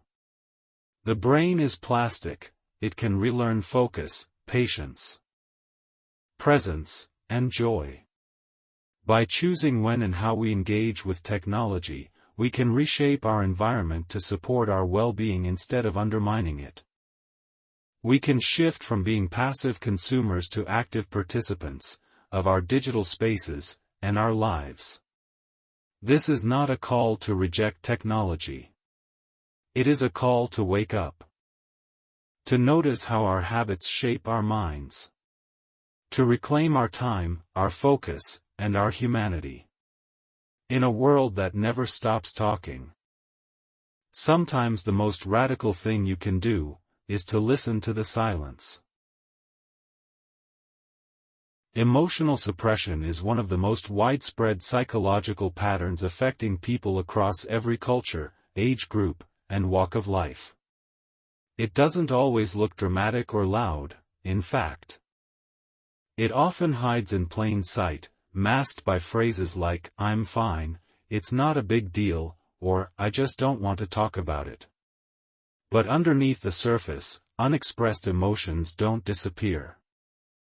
They build tension in the body, create confusion in the mind, and cause disconnection in relationships. Emotional suppression is not the same as emotional control. Control is a conscious, healthy ability to manage feelings when appropriate. Suppression is the act of pushing feelings down unconsciously or automatically, often due to fear, shame, or habit. And over time, it comes with real costs, physically, mentally, and socially. In today's fast-paced and productivity-focused world, emotions are often seen as inconvenient. From a young age, many people are taught, directly or indirectly, that some feelings are acceptable while others are not. Boys may be told not to cry. Girls may be told not to get angry. Students are praised for staying calm under pressure. Professionals are expected to be composed at all times. Even in families, the expression of emotions can be met with discomfort, judgment, or dismissal. As a result, people learn to suppress their emotional truth in order to fit in, keep the peace, or survive. But while this strategy may seem effective in the short term, it gradually disconnects people from their inner lives and needs. Research shows that chronic emotional suppression is associated with higher levels of anxiety, depression, somatic symptoms, and even chronic illness. When emotions are not allowed to flow, they often find expression in other ways, through physical symptoms like headaches, fatigue, muscle tension, digestive issues, or autoimmune flares. Emotionally, suppression leads to numbness, irritability, or a sense of inner emptiness. Cognitively, it causes confusion, overthinking, and difficulty making decisions. Socially, it leads to misunderstandings, resentment, and shallow relationships. When people don't express what they really feel, they can't be fully known, and without that, deep connection is nearly impossible. Emotion suppression can become a learned pattern so deeply ingrained that people don't even realize they're doing it. Many adults function for years, or even decades, without knowing how to identify or express their feelings. They may intellectualize their experiences, minimize their pain, or distract themselves with work, entertainment, food, or busyness. They may believe they are being strong by not letting things get to them, but inside, they are often carrying unresolved grief, anger, fear, or shame that weighs them down like an invisible backpack. In relationships, this shows up as withdrawal, passive aggression, sudden outbursts, or a vague sense that something is off, even when everything seems fine on the surface. One of the most damaging effects of emotional suppression is how it distorts self-awareness. When people consistently push away their true feelings, they lose touch with what they actually need or want. They may say yes when they mean no, stay in unhealthy situations because they can't access their inner warning signs, or pursue goals that don't align with their authentic desires. Over time, this leads to burnout, dissatisfaction, and a deep sense of misalignment. Life begins to feel like going through the motions, and even success can feel hollow. It's important to understand that emotional suppression is often an adaptive response. Many people learn it in environments where expressing emotions was unsafe, discouraged, or punished. A child who grows up in a home with emotionally unavailable caregivers may learn to mute their feelings to avoid rejection. A teen who is mocked for crying may build emotional armor. A trauma survivor may dissociate from their emotions as a way to survive overwhelming pain. These strategies are not weaknesses, they are signs of resilience. But what once protected a person can later become a prison. And healing begins by gently challenging the idea that emotions are dangerous or shameful. Opening up to emotions doesn't mean becoming overwhelmed by them. It means learning to notice, name, and process feelings in healthy ways. This requires emotional literacy, the ability to identify what you're feeling, understand where it's coming from, and express it with clarity and care. Unfortunately, many people were never taught this skill.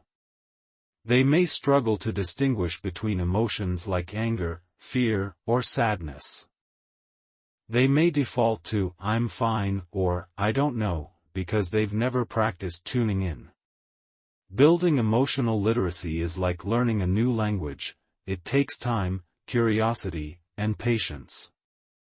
The body is often the first place suppressed emotions show up.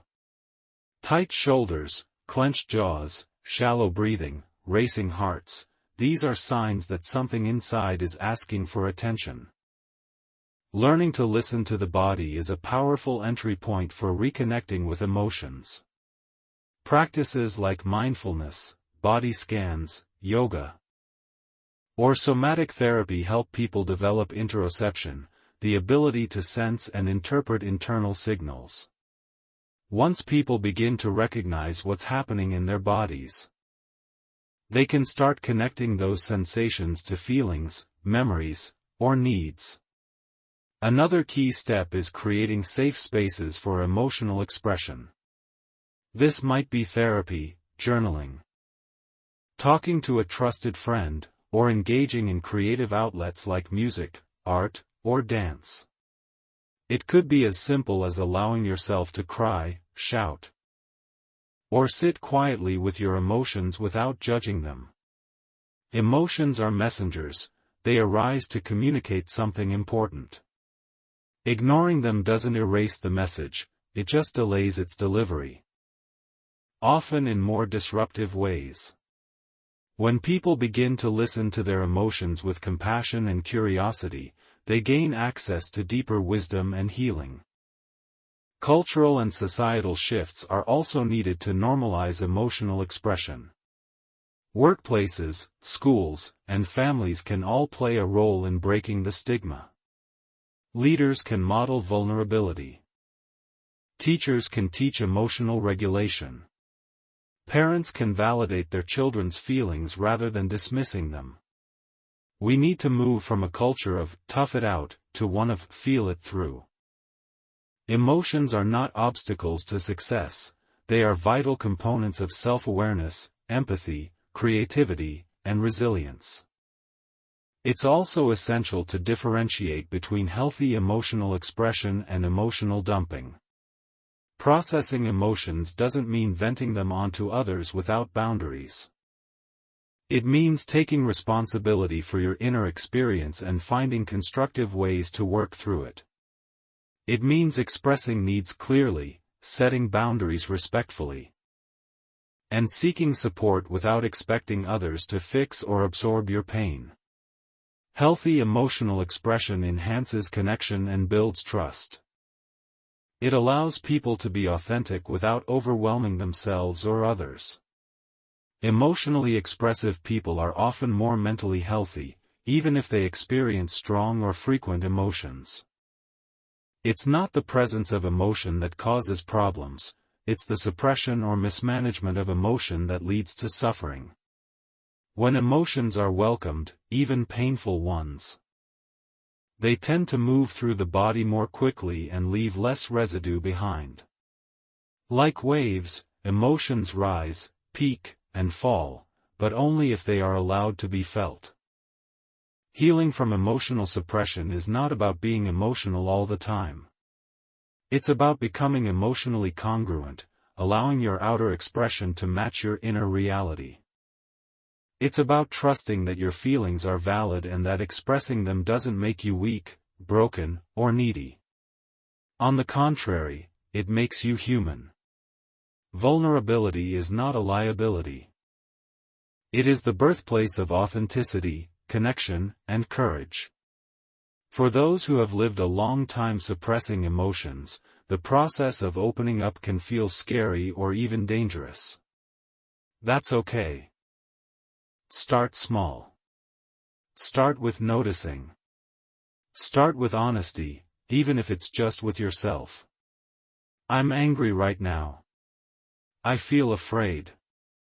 I don't know what I feel, but something's not right. These simple acknowledgments create a bridge between the unconscious and the conscious mind. And on that bridge, healing walks.